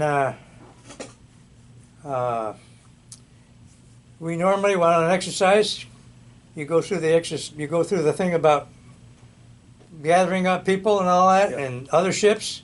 And of course, I was in CIC. We knew all that stuff. We had to know that. And all you were getting in a formation then. Well, we had to know everything was going to, whether or not we were in formation or not. We had to know where everything was. Yeah. We weren't in formation. We never were in formation. Okay. You just were aware of the movements of the different ships. Yes. Well, we actually were with, we were steaming with the Okinawa, which is an LPH, an APA, and a couple of other, one more ship. So we, small. The APA was a supply ship, was it a? No, PA is personnel. Okay. KA is a supply ship. Okay. That would have been equivalent to what today we would call the Expeditionary Force, the Marine Expeditionary Force. I don't know, but Well, it would be Sounds like helicopters. You had infantry with you Yeah. on one of the Yeah. troop on the Yeah. personnel ship. There was infantry. this was an Marines. exercise. Yeah. We were going down Right. for another amphibious So a exercise. pre-plan, not Right. Yes. I understand. The exercise that we did earlier, we're doing another one now. Understand. In the early October. Okay, and we were destined to go to Vieques. Okay, that was where we were headed.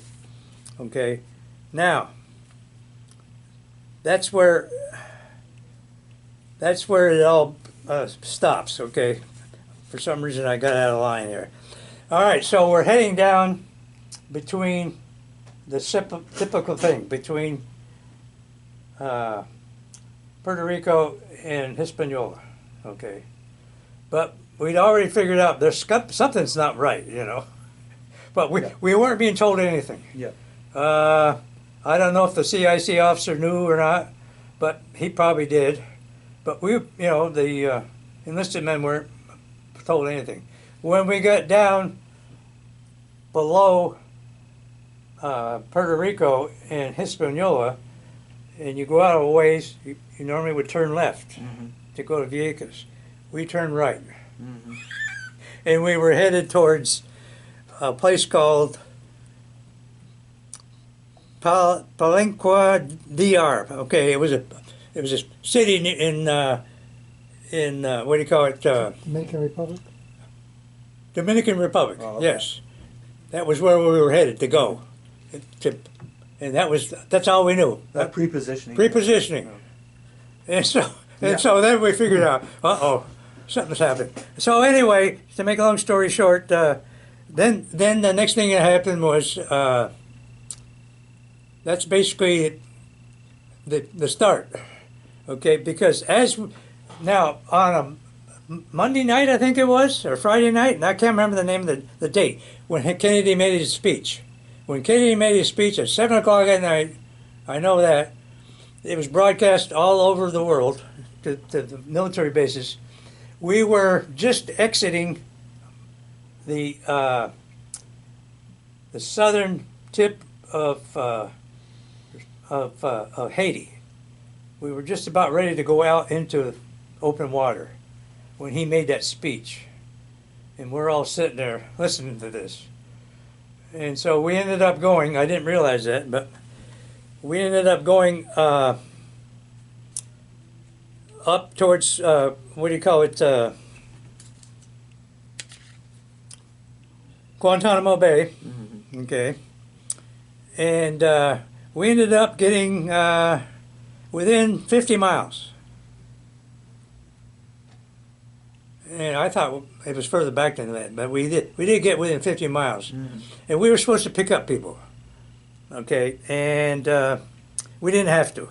The Okinawa was with us too, and it turns out the Boxer was coming down the other way, and they picked up the people. And so we ended up going to Mayport, and then we were fully into the crisis and the blockade. Yeah. So we went to Mayport, and everybody was in Mayport. There must have been a dozen carriers, I think, Really? maybe not that many. But I remember the Lexington was in there. There was a whole bunch of 2 or 3 Essex class carriers. There was the 2 new LPHs were in there with us, and so there's like 4 LPHs in there. And so we started, preparing to do what we're going to do, and we ended up going back, and that's when we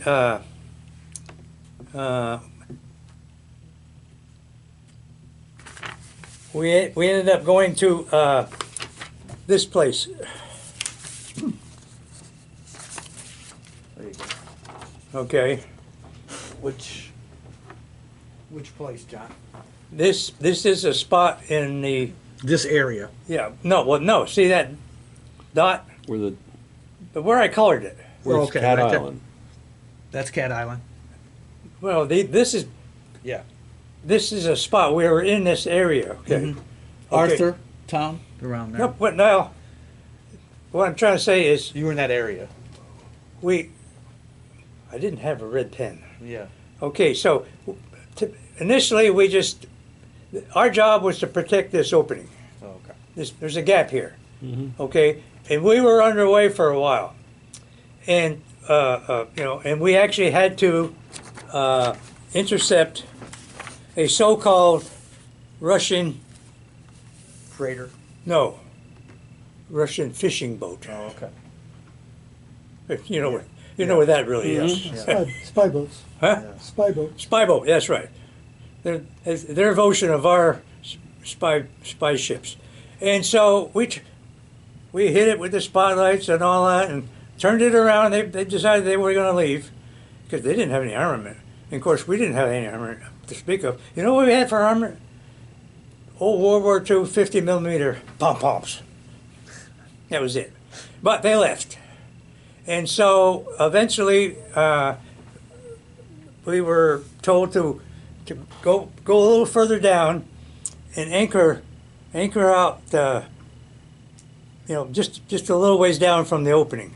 And so we sat there at anchor for a long, long time. Days. Yes, days.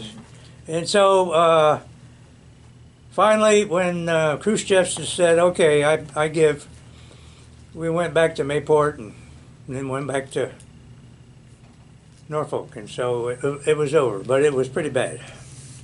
Could you just about like how many days do you think? Were you down in that opening, protecting that opening? Oh, Just generally just rough. let me see.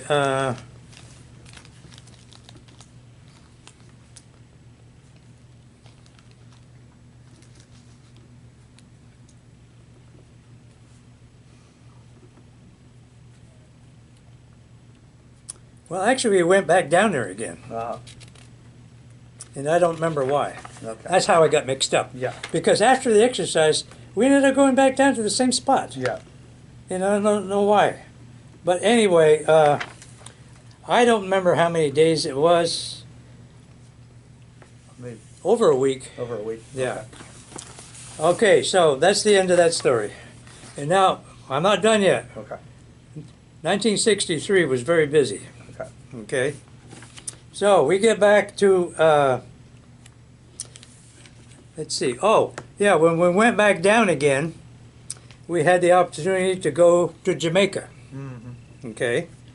I mean, we went down there so many times it was hard to keep that straight. Yeah. And where did we go when? So we went to Jamaica. And we also went to Gitmo. And that was for training. But every so often they got to give you some, some So that was R&R. R&R. We had some R&R. Yeah. I wouldn't go back to Jamaica if you asked me to. Yeah. Yeah. It was just, Right. I don't know what it's like now, but Not much changed. not much Yeah, change. Yeah. It was, but you could buy some good stuff there cheap. Yeah. Yeah. In fact, I bought this girl that I thought maybe she was going to marry me, but Yeah. she decided not to. Yeah. I bought her a cashmere sweater Oh wow. for $30. Wow. Hey, Wow. that was big money back then. Yeah. Yeah. They cost a lot back They then. do. Okay, so We did.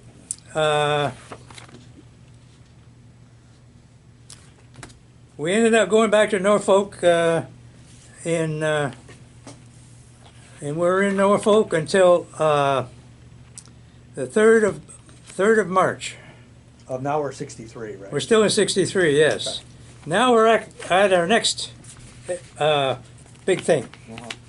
And we were underway for the Panama Canal. And we were going to San Jose, Costa Rica. Okay, and I don't know if you guys ever heard of the Organization of American States. Oh, yes. Oh, yes, okay. You're old enough. Hey, I should know. You should be old Yeah. enough. Yeah. A lot of people don't know what the hell that was. So anyway, Kennedy was going down there for that. And that was a long thing.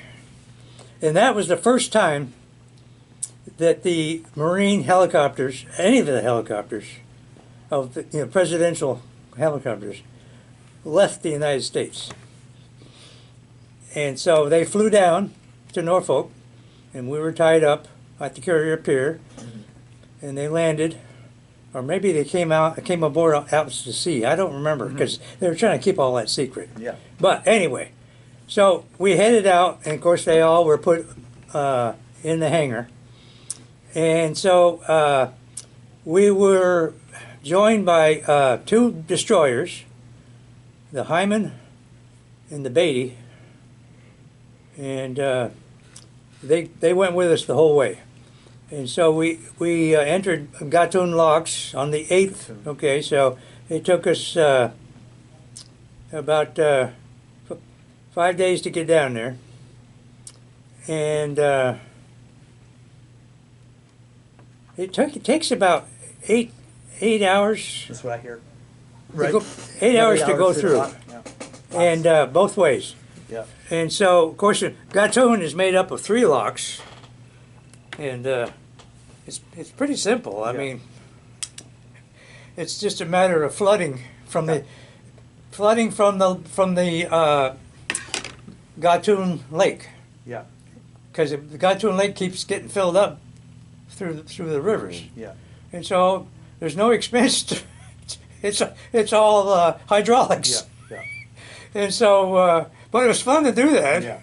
You know, you go in when it's empty, and they close the locks and they bring you up, and the other one's already at the level you want.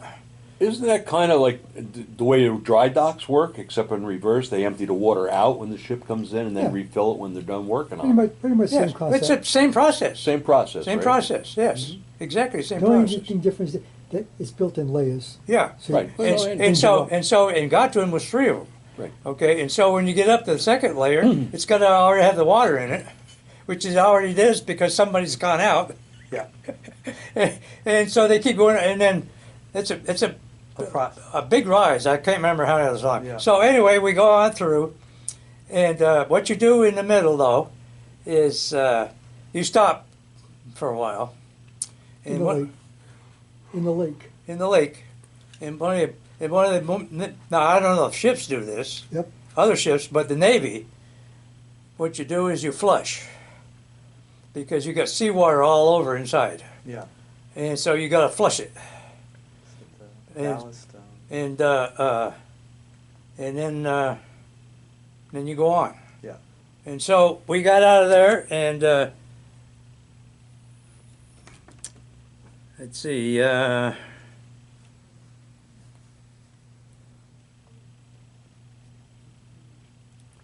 We had a change of command ceremony just before we left. Oh no, we were already back. Excuse me. So anyway, after we got out of Miraflores Locks, we went to a point off of Costa Rica, okay? And they flew off the helicopters. And for 12 days, we went in a square. Go this way, that way, that way, that way, that way. Zone? Huh? A zone? A zone. Yeah. And every so many hours, every 6 hours, I think it was, he made a 90-degree turn. right turn, a left turn. Yeah. Now that's pretty Interesting. boring. Yeah, it is. And so anyway, we were, and then we went back to on the 22nd of March. We went back into the Miraflores, and that's what this picture is. Okay. And what did I do with it? But this isn't the Miraflores. This is the starts with a P. But and you see this. The reason I know all this is see where this is. That's called the gut. The cut. The cut. You ever heard of the cut? I have. He That's knows. the cutting from the lake to. No, this is the part that it was mountainous. They cut Oh. through the mountain. They had to cut right through it. I didn't know It that. took them a long time. And when you're going through there, it looks like it's real wide, but it's not all that wide. What other sections of the animal? Okay? And so, anyway, we had a change of command when we got back It's called, if I into can Norfolk. just interrupt, sir, the Gillard cut, Gaillard cut. Yep. Yeah. And then the other lock was Pedro Miguel. Pedro Miguel, yes. I told you to start with a P. Okay. Okay. Thanks Sorry. thanks for the help. Sorry. I'm trying to keep all this in my head. Sorry. One time I could do that. I can't do that anymore, even though I can do a pretty good job of it. Yeah. Okay, so we had a change of command, all right. When we got back, okay, and we got back on the 28th of March, and we had a change of command on the 30th to the last captain. His name was Hanley, and he was the captain when I left.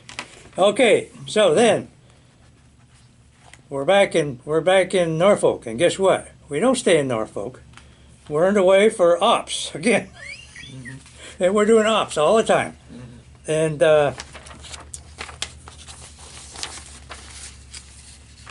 so still in May in ops, and so on June 3rd. Okay. I take it back. We did make a quick trip to Haiti. It was one of those rescue missions. Humanitarian. Humanitarian, yes. I'd totally forgotten about it, Yeah. but it was just a quick trip down there. Later on that year, after I left, they had a big one. Right after I left in September, October. So we made a quick trip to New River and all of those different places. And on June the 5th, we were back, and we loaded, this time they were the Army presidential helicopters. I never knew that there was such a thing, but I don't know if there still is or not. But there was. And I can't remember, I think there was about 12. Because somebody said one time, of course, you read stuff on Google, and some of the people that put the stuff in on Google, even the military guys don't have the right information. Yeah. They said something about the presidential helicopter squadron was 20. It may have been 20, but when they went on board the ship, we only had room for like 12. Okay. So, but anyway, so. We left for Hamburg on the 5th, just after it says here we landed at we took off at 14:29, and we set course for Hamburg. Now we're talking Germany. Germany, because that's when Kennedy went over there and made his famous speech. Okay. Ich bin gang or whatever. Yeah. I'm a Berliner. Very, very famous speech. And that was a wonderful trip. And it took us a while to get there. And we actually, on that trip, we crossed the 0 degree line. And I keep forgetting the name of it. It's got a name. Greenwich? Greenwich. Yeah, Yeah. very good. I need all the help I can get. So I've been across both of those. And so anyway, it took us, okay, on the 5th we left, and on the 15th, on the 15th, the pilot, of course we went through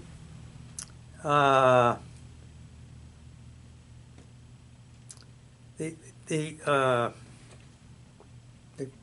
English Canal. I mean the English Channel. Yeah. That's not fun. No. There's ships going back and forth all the time.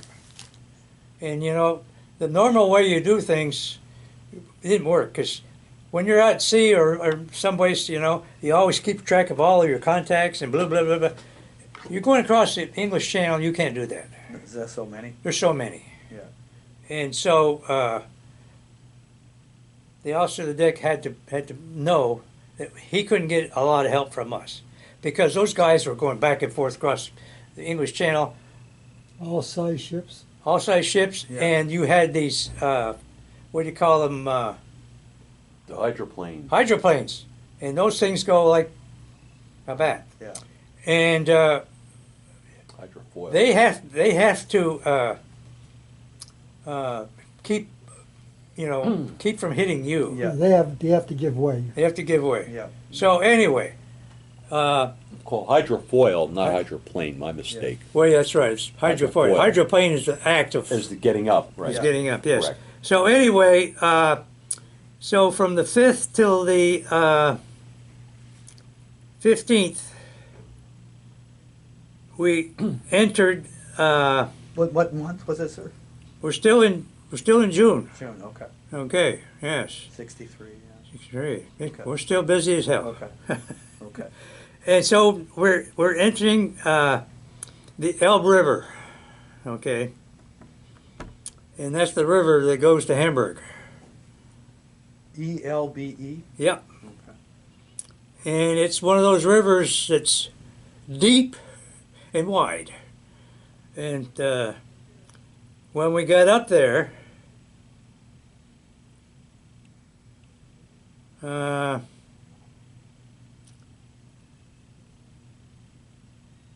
trying to remember. Oh, I didn't really say much about it.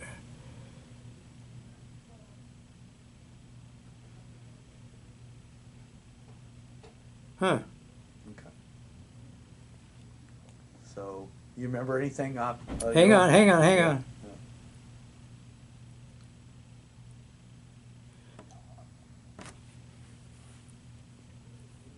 I guess we didn't. We kept track. Anyway, when we got to Hamburg, it's not in here anywhere. We tied up in Hamburg, across the river from the city. Okay, and they had a neat way of getting from one side of the river to the other. They had a tunnel. It's a tunnel. You walk through it. Oh, neat. So, and we were tied up on, this would have been, I guess the west side. And so we had to go to the east side. Yeah. And we tied up, and there were some dry docks real close to where we were on the same side. And we learned that there's one of the biggest dry docks there was where they built the Bismarck. Wow. Wow. Huge dry dock. So that's how big that river is, that they floated the Bismarck out of there. Wow. Wow. And so anyway, we stayed there for about 10 days, I think. And the German people, yeah, we left on the 1st of July. So we were there for quite a while. And it was interesting because the German people didn't know who we were because they had never seen sailors. And, we were in our uniforms. Yeah. And so, but they were very nice to us. In Hamburg, we could go in, we could do anything we wanted. We could stay out just like we were in a U.S. city if we wanted. And so, very, very enjoyable experience. They got all kinds of, what do you call them, parks, drink a lot of German beer. Yeah. And so anyway,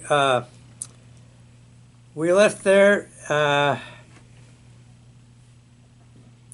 and we headed back to the U.S. And one of the things that I saw on the way over, I believe it was, yes, on the way over there, about halfway over, we picked up this contact heading in the other direction, and this thing was moving, and it was moving fast. I don't know how many, I can't remember how many knots it was, 16 or more knots, and it was a big contact. And I said to the guys, I said, man, that thing is moving. And I said, I wonder what that is. Well, we ended up coming pretty close to it. And so I grabbed a pair of binoculars and went out on the deck, on the catwalk with the binoculars, and it was a Queen Mary. It was hustling. It was hustling back to the United States. Oh wow!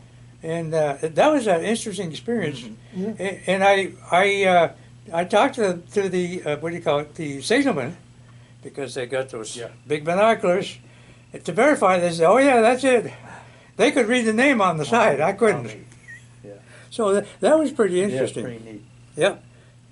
So anyway, on the way back, we made a stop on the way back in Le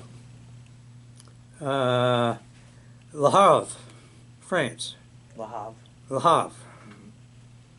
And it was to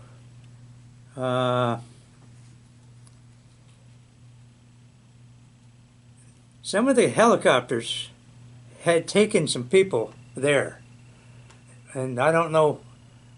So there was 4 helicopters. I got a note on here. We loaded 4 helicopters back on at Le Havre, and that's the only reason we stopped. And then we headed back to the United States. Okay. And we're back in Norfolk on July the 12th.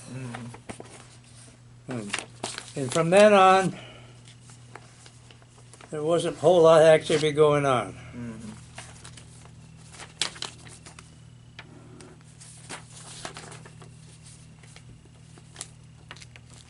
And this is 1963 now. And let's see. And so there was a training exercise again that we went on, believe it or not, in August. And we went to Onslow Bay, so once again we had to go down. And then, Oslo Bay being Norway, or no, Onslow Bay is,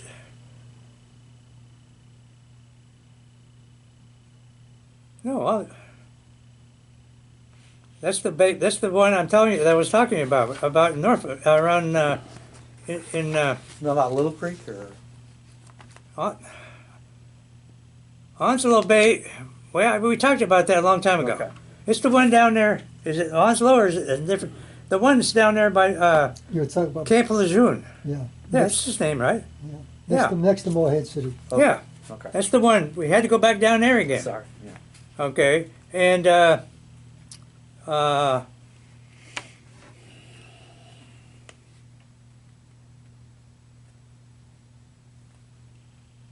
then we came back, and all that was training, and then we came back, and then in September, we went back to Onslow, September 3rd. And anyway, we were back on the 7th. Okay, and we had to anchor out in Hampton Roads, Hampton Roads.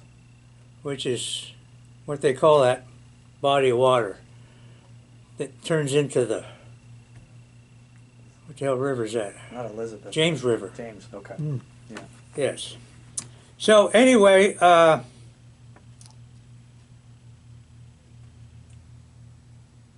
we ended up going to one of the piers, okay?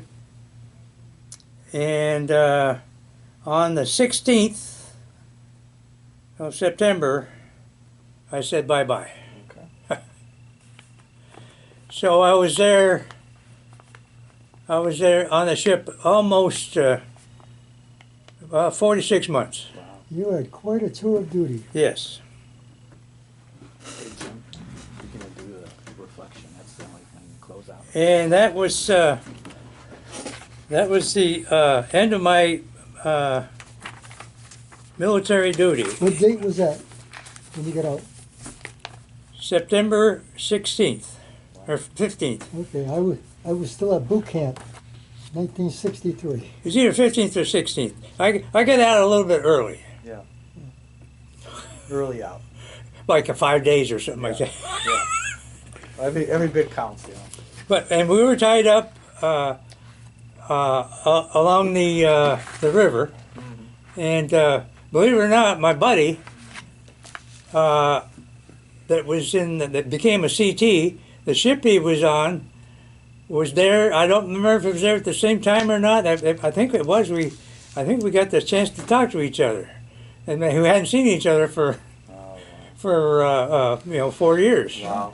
So the end of the story is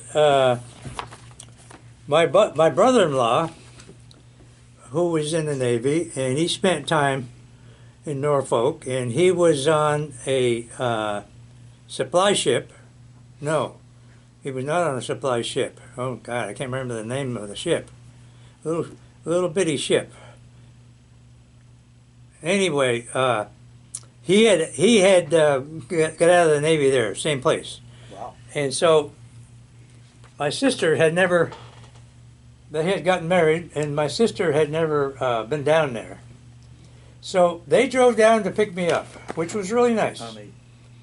And because he wanted to show her up around, Norfolk area. And I still can't remember. Excuse me, I'm sorry. But it was a small ship. He was in the supply division. It wasn't a minesweeper, right? Oh no! It was not. It was not a. Minnow. It was not. It was not a. It was a supply ship. Okay. So it was not. Was it AS or? Huh? It was probably USNS. USNS. No. No. It was Navy. Navy. Okay. Yeah. Okay. But I just can't remember the name at this time. Oh, well, let me ask you, John. How did you feel that last day? What is it? What kind of feelings did you have leaving the Navy after over 4 years, right? 5 years. Huh? You had 5 years, right? I did 5. How did you feel? Like, It was. In a way, I didn't know what was ahead of me. Mm-hmm. Okay. Right. Part of me said it was good. I'd always felt like I didn't want to be married in the Navy yeah, because Right. that's tough life, yeah, and I wanted to be married yeah. and have kids. Mhm. And so all those thoughts were in my mind. And see, Mixed feelings, yeah. well, see this friend of mine who lived in Dallas. Okay, we went there to visit in 1962, and from the ship. And he wanted me, and his sister and his mother had come up to visit in Washington D.C. I spent a lot of time in Washington D.C. when I was in Norfolk. Weekenders and stuff like that. We went to baseball games and watched the Washington Senators. I think it was playing in the Washington Redskins Stadium and stuff like that. How neat. Well, yeah, Robert Kennedy Stadium wasn't built then. I don't think. So anyway, You gotta start wrapping this up. Okay. so Go ahead, sir. we're close to the end. No. Go ahead, John. But anyway, I spent a lot of time going up to Washington D.C., so I knew a lot about it. Yeah. And I had been there in high school already. And I don't know why people don't ever want to go there, because to me that's one of the places you want to go on your to-do list. Okay. So anyway, you wanted to ask me something. Yes, I do. when you're ready. when now I've lost my train of thought. Well, So anyway, I met the sister, you know, and she's a pretty girl from Dallas, you know. She had a little bit of that Dallas twang about her. The people in Dallas were not really, didn't speak heavy twang. The people in West Texas and East Texas were the ones that had the unusual dialect. you know. It's kind of like the same way it is on the East Coast, you know. Yeah. The dialect of people that are in North Carolina is, you can tell them that are different from Georgia. Yeah. I like doing that, you know. So you met the lady, and then Yeah. So anyway, I had decided that I could have stayed. Okay, I could have re-enlisted right there, and because I had already taken the test for first class, and I would become a first class in November, because that's when you get promoted. Yeah. And so I would have been a RD1, and I was interested in doing that. yeah. And I also had been approved to go to. But this is a year before this. This is 1962. This is what happened. I went to visit. Okay, and I had decided to extend. To be able to come around, so that was already done. Okay. So I was going to have to put another year in anyway. Yeah. And so I decided that, I would get. I got what do you call it? Accepted to NAVCAD, and I got accepted to OCS. Uh-huh.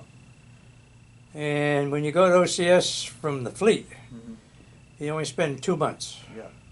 Because the first month is indoctrination. Knife and fork. Everything. Yeah. Everything there is, you have to, not so much that kind of stuff. Yeah. Not the officer indoctrination, Right. the Navy indoctrination. You know, Yeah. about everything about the Navy. So did you? So then you met this lady and you married, and Nope, you're getting ahead of me. okay. You got to wait till I'm done. We gotta close it out. So. Oh, all right. Okay. So anyway, in the end, I went to visit, and I turned down going to the other things, OCS. OCS, and so I got a Dear John letter, Okay. and that was the end of the story. Okay. Okay, just quickly, excuse me, one thing we have to discuss, I read through your notes, and you had mentioned in there that the captain's gig sunk, and we need to hear about the captain's gig sinking. In there, In your notes, in your reference notes. what do you want to know? What happened? I don't know. The mooring broke, I guess. Well, thank you very much. Okay. I mean, usually when a captain's gig goes down, there's an there's a little bit to it. Well, I'm sure. I don't know whatever happened. Hey, that's Okay. the Well, that's in your that's the bosun mates. That's their business. Not my job. Understand? There you go. John, it was great. And then The captains, see, they had a bunch of motor whaleboats that are slung. What do you need? paper. Go ahead. I forgot about that. They have motor whaleboats that are slung under Right. the flight deck, okay, on the side of the ship. Right. And on the port side, okay, I'm listening. Go ahead. normally the quarter deck is on the starboard side, and I had to do quartermaster of the deck and all that kind of crap, and but the captain's gig was on the other side, and which doesn't mean anything, but it was a nice, fancy boat. Yeah. It was your standard captain's gig. Yeah. I don't think the captains of the big carriers had a different one. Yeah. They're all the same. We used to look at it, and he would use it every once in a while. Yeah. And the only time I ever saw another gig was a Commodore came aboard one time. Yeah. And of course, a Commodore is really a flag officer. Yeah. I don't know why the Navy did it that way, but Yeah. they did. Yeah. The Commodore is your O1. Yeah. He doesn't have a star. Yeah. Well, he has a star, but he doesn't have the title of admiral. Anyway, I don't know what caused it to break loose. Okay. Either that or somebody. Cut it loose. No, somebody probably. I can't remember, but somebody probably forgot to put the drain plug in. Oh, okay. But does that make sense? That's the Navy, Yeah. or the Marines, or the Army, or Hey. the Air Force. We've all had our turn at bat. Yeah. How many times have I've done that myself. Yeah. So anyway, it's sunk. Okay. Okay. So yeah, that was interesting. So that's the story. Okay. Thank you very How much. was that? Well, That was do you wanna Outstanding. do you have some other questions or Well, it's not really. I mean, we could continue. let me ask you Yeah, go real ahead. quick if I could. Yeah, Ken. sure, please. To fill in, Okay. yeah. So Anyway, what was the Navy? What was your feeling as far as looking back at your life? What did you think? Did the Navy? What was the? experience. Yeah. Right. I enjoyed it, and I'm glad I did it. And the what did you do after the Navy? What was your career? That's exactly what I was getting ready to Okay. say. Okay. Okay, so I went home in October or September of 1963, and my brother-in-law. This is really interesting. My brother-in-law, of course, brought me back.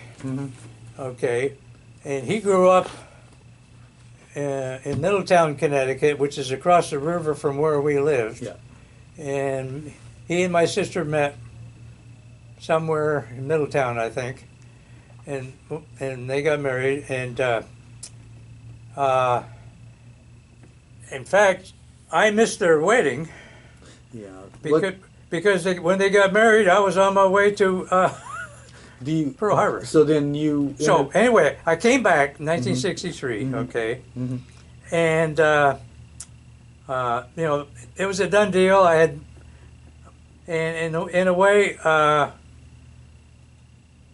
when I go back and look at it now, I decide that who knows what would have happened. Yeah. My life experiences wouldn't be there as they are today, Yeah. because I'm going to tell you about those real quick. I went back home and I didn't know what I wanted to do, okay? Because, you know, I had planned on going back to Texas and, Yeah. and marrying this girl, you know? Yeah. But that was all done with, so at least it wasn't out of my mind yet. Okay. So anyway, I didn't want to hang around. And so my mother had a friend that lived down the street from us, because in high school we lived in what was a former pasture, Okay. and it became houses, you know. So there was a lady that she was really friends with, and this lady worked in an orchard, apple orchard. Well-known apple orchard. It was Lyman Farms was the name of it. See, some names you never forget. And she said, well, you know what? She said, why don't you get a job over there? Because I said, I don't know what, I just want something to do until I make up my mind about things. And so she convinced me to go to get a job over there. And I knew about it. I knew where it was.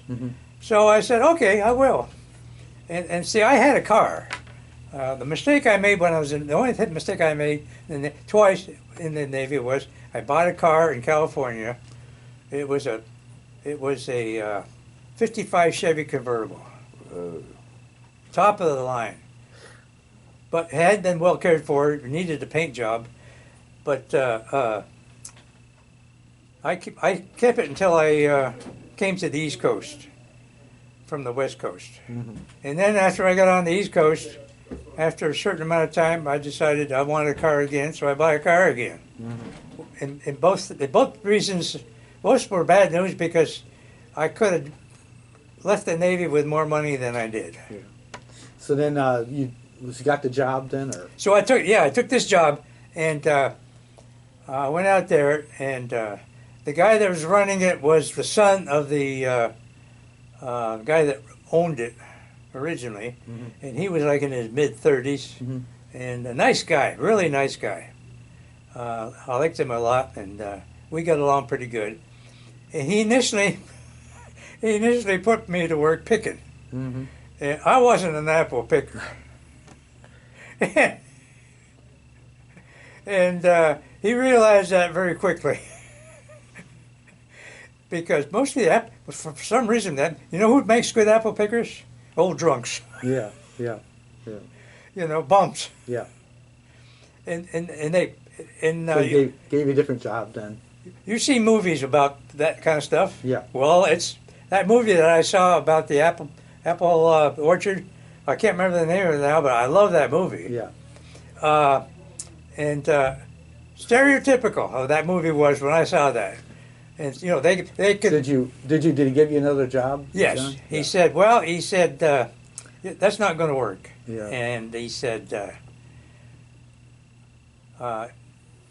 to help speed things up, he decided to have me be one of the guys that went around collecting the boxes. Okay. And he only had one guy doing that, I think. Mm-hmm. And they had an old Ford truck that the cab was gone on it. Mhm. Typical thing that people did back in those Yeah. days in New England. Yeah. They turned them into farm vehicles. So And that's so- what you did. You drove the truck. Yeah. No, I didn't drive the truck. We had an old fellow that drove the Okay. truck. Okay. I mean, he was an old timer. Okay. But those old timers used to like to drive it. So my job was basically to load the boxes on the truck. Okay, and then unload the boxes when it got back. Mhm. When we got back to the where they processed, and we had a bunch of ladies. That's what this lady did. They processed the apples. Mhm. So I did that for quite a while, and then I decided, well, I didn't really want to stay in Connecticut, and that was a good decision. Yeah. Especially Connecticut. Yeah. New England is really expensive. Mhm. Every state is expensive up there now. Yeah. So I decided, well, what the hell? I'm going to go back to Dallas, which I did. Mhm. And but we never, connected again. We became friends. Yeah. And so that's how I ended up back in Dallas. Then did you spend the rest of most of your life? I'm about ready to tell you. I Okay, just had okay. to take a break. Okay. He's always getting ahead of me. Okay. Okay. So,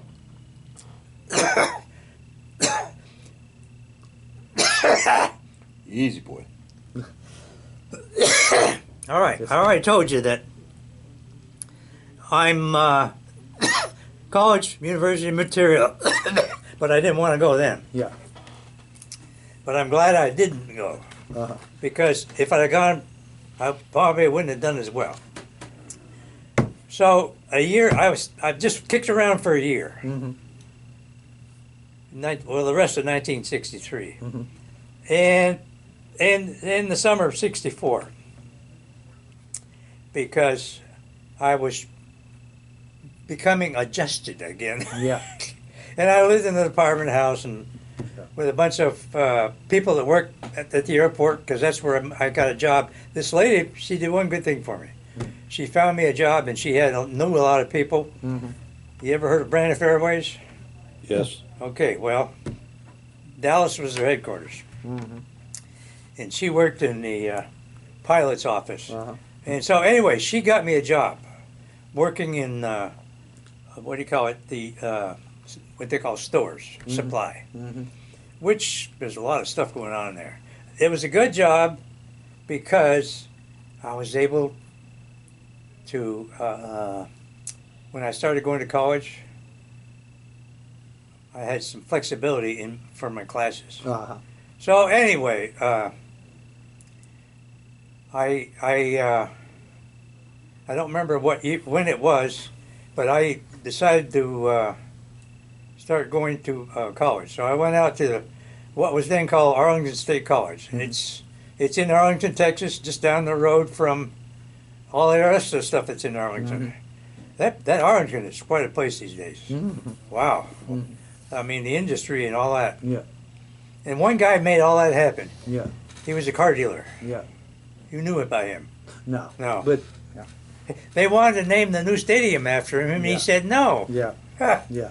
But he was that kind of guy. So, I started out going to college, and I enrolled for 3 classes, and that was at the I don't remember exactly when that was, Mm-hmm. but to make a long story short, I wasn't, if I wanted to become a resident, Yeah. to pay resident fees, Right. I had to be there for a year, Okay. and I wasn't there. So I had to. But anyway, in the end, I graduated in 1969, February 1969, with a Bachelor of Science in Mathematics with a minor in Physics. And I was interviewed by IBM, along with a bunch of other people. Oh, it's gone up. It's yeah. Battery is. All right, so you mean just... Well, just give me where you're at. Like you got a job with IBM. Oh, but I can tell you the veterans one already, if you want to know that. Tell me the. Well, just keep tell the me. continuity with your job Yeah, all right. after graduation. All right, so anyway, IBM in Houston at the Mission Control for NASA. That's where that's where all the flights were controlled from. Mm-hmm. It's called Johnson Space Yeah. Center. Yeah. Okay, they hired me. They actually sent a guy up to the campus, and they hired me and a couple other guys. Okay, to become programmers. And I already knew Fortran because when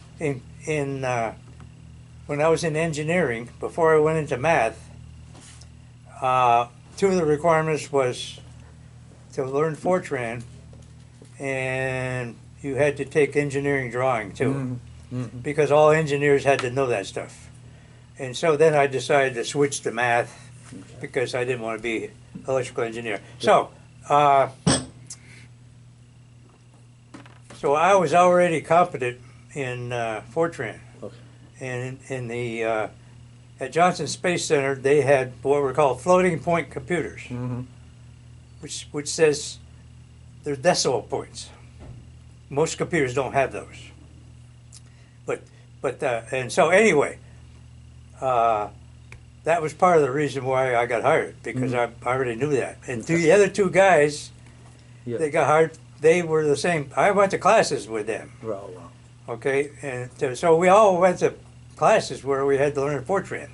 We knew each other before we So graduated. then you so you got hired and did I you went down spend- there in February of 1969. Yes, sir. Okay, I transferred down there. I already had a daughter, and my wife was pregnant with the second one. And the first one was born in Dallas, and he had bought a house. We only lived in it for about a year when we moved. Mm-hmm. And she was pregnant when we got down to Houston. My second daughter was born. Okay. And I bought a house there, right next to the Johnson Space Center. Mm-hmm. And I worked on Apollo 9 through 17. And 17 was the last one, John? Yeah, I worked on all. The only one I didn't work on was the first one, Okay. Apollo 8. That was the first manned mission. Man mission. I didn't know. Okay. Did you? So then, after 17, did you get? Did they shut the program? Pretty much is terminated, or Yes, it was. Okay, you- but I stayed there. okay? And Did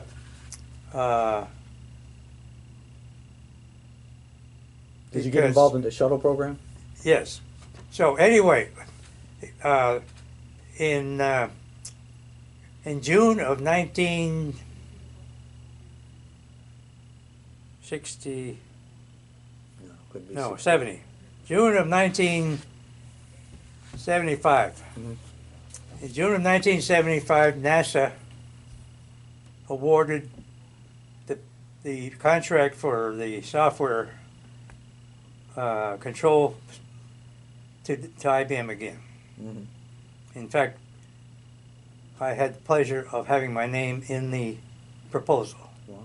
because I had experience with the guys over there. My departments that I was working primarily was reentry, Wow, wow.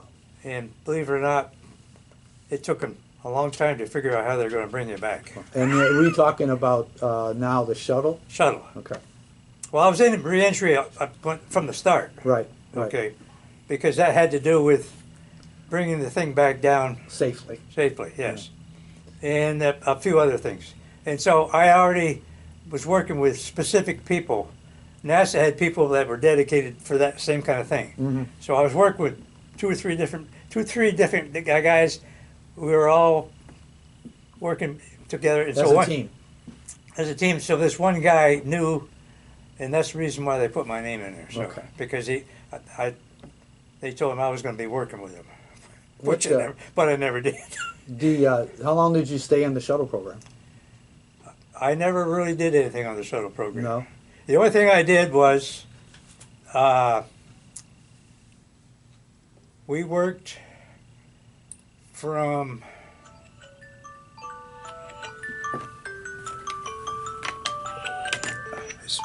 it must be 12 o'clock. It is.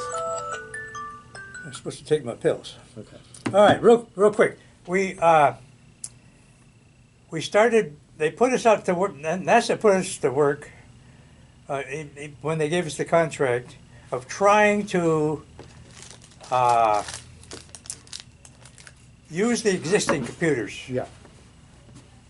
Because the government does that all the time. Yeah. The government likes to be behind times all the time. So But so I worked on without all that, okay, until near the end of the year, and then how do I'm trying to bring you into this? Oh,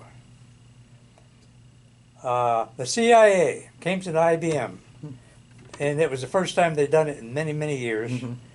And they came to IBM and they asked, they knew about telemetry. Are you familiar with that is? For those who don't know what telemetry is, Yeah. it's the same thing as sending ones and zeros. Yeah. Instead of on a wire, you send them through the wire, through the air. Okay. And they knew that was being done. All right. And so they had some satellites that they were putting up. They were not permanent. They could only go up for 9 days. 9 days. And so they decided, I wonder. So they came to us and asked us that question. What company were you working for? IBM. IBM. Okay. IBM. Okay. Never left Okay, IBM. okay. I retired from IBM. Okay. And they said they knew that we were transmitting data down, and they asked if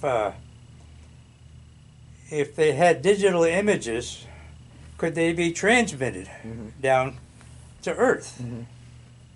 And we told them, but not me, it's just the company, said, well, if you had digital images, yes, we could. Yeah. Yeah. Yes. And so they went to, who else would they go to for something like that? Right. Eastman Kodak, Right. up in Rochester. And they said, can you create a digital camera? And they said, well, let us work on it. Yeah. And that's how the digital camera was invented. So how long did you work on that contract? I worked on that contract not very long because we weren't the prime contractor. Right. Sub as a sub, yeah. As a sub, and so Any, I'm trying to remember now where I am. now you worked on that with the CIA on that satellite that to take digital images. Oh and yeah. So I ended up having to move to Washington D.C. I forgot about that part. So I moved to Washington D.C. Because they also wanted, the prime contractor was the company that does all kinds of contracts is GE. Gee, Why GE? GE wants to get involved with everything. yeah, They didn't know a lot about Yeah. computers. And so the CIA told them, you got to bring IBM in to help you. And so that's why I ended up going to Washington, D.C. Then any other significant contracts you had for till you retired? Not particularly. Okay, and then when did you retire, John? 1997. 97? So what happened is that the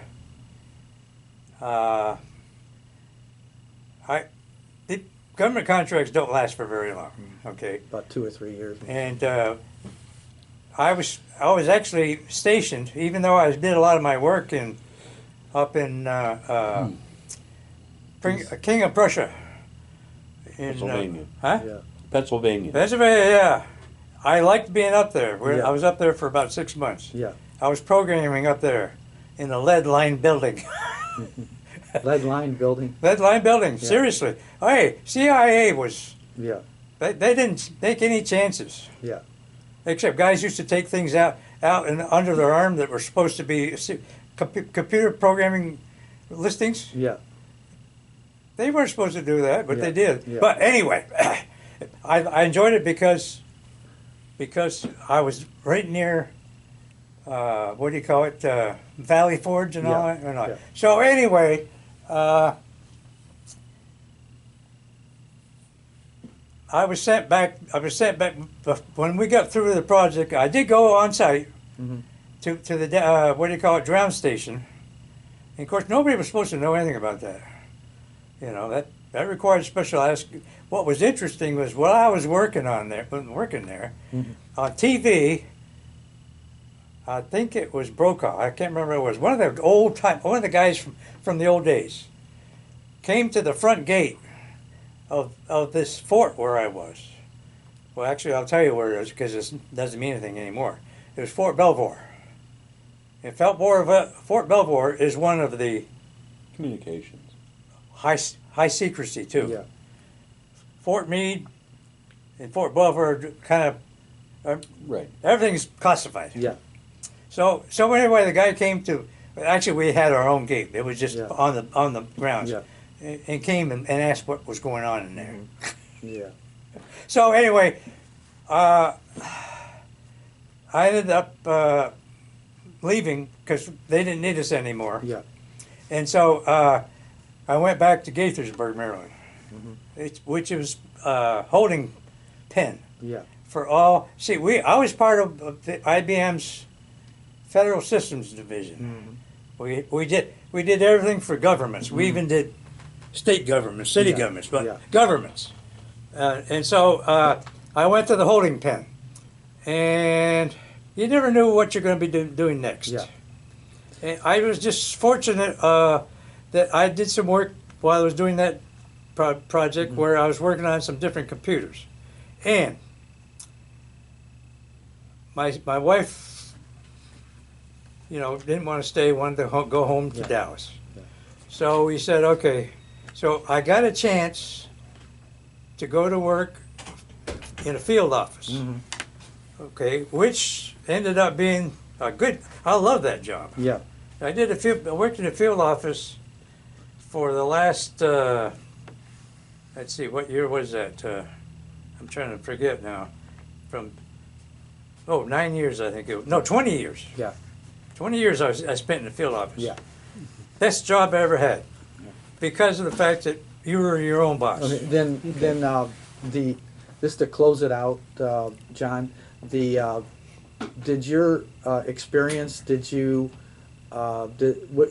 change your experience and your life experience, not just your direct experience of war? Do you have the same opinion now that you had back when you were younger, as far as war and War goes, Yeah, that's not an issue. no, I mean, I was raised. Hey, I was born in 1939. yeah, Okay, yeah. my father left in 1941 Mm-hmm. from Vermont Mm-hmm. because in 1941, in February 1941, the National Guards all over the country were activated. Activated. It's because they thought we were going to be going to Europe, Okay. and we did ended up going to Europe. And Yeah. so I mean, I was raised basically, my uncle, my father's brother-in-law, my aunt's husband, Mhm. he ended up being a colonel. Oh, okay. And so, and then the company that my father was in out of Vermont, out of the same city, I had future relatives. I had a future uncle. Yeah. I mean, I was embedded in the military. Okay. Was your opinion? What is your opinion of veterans now?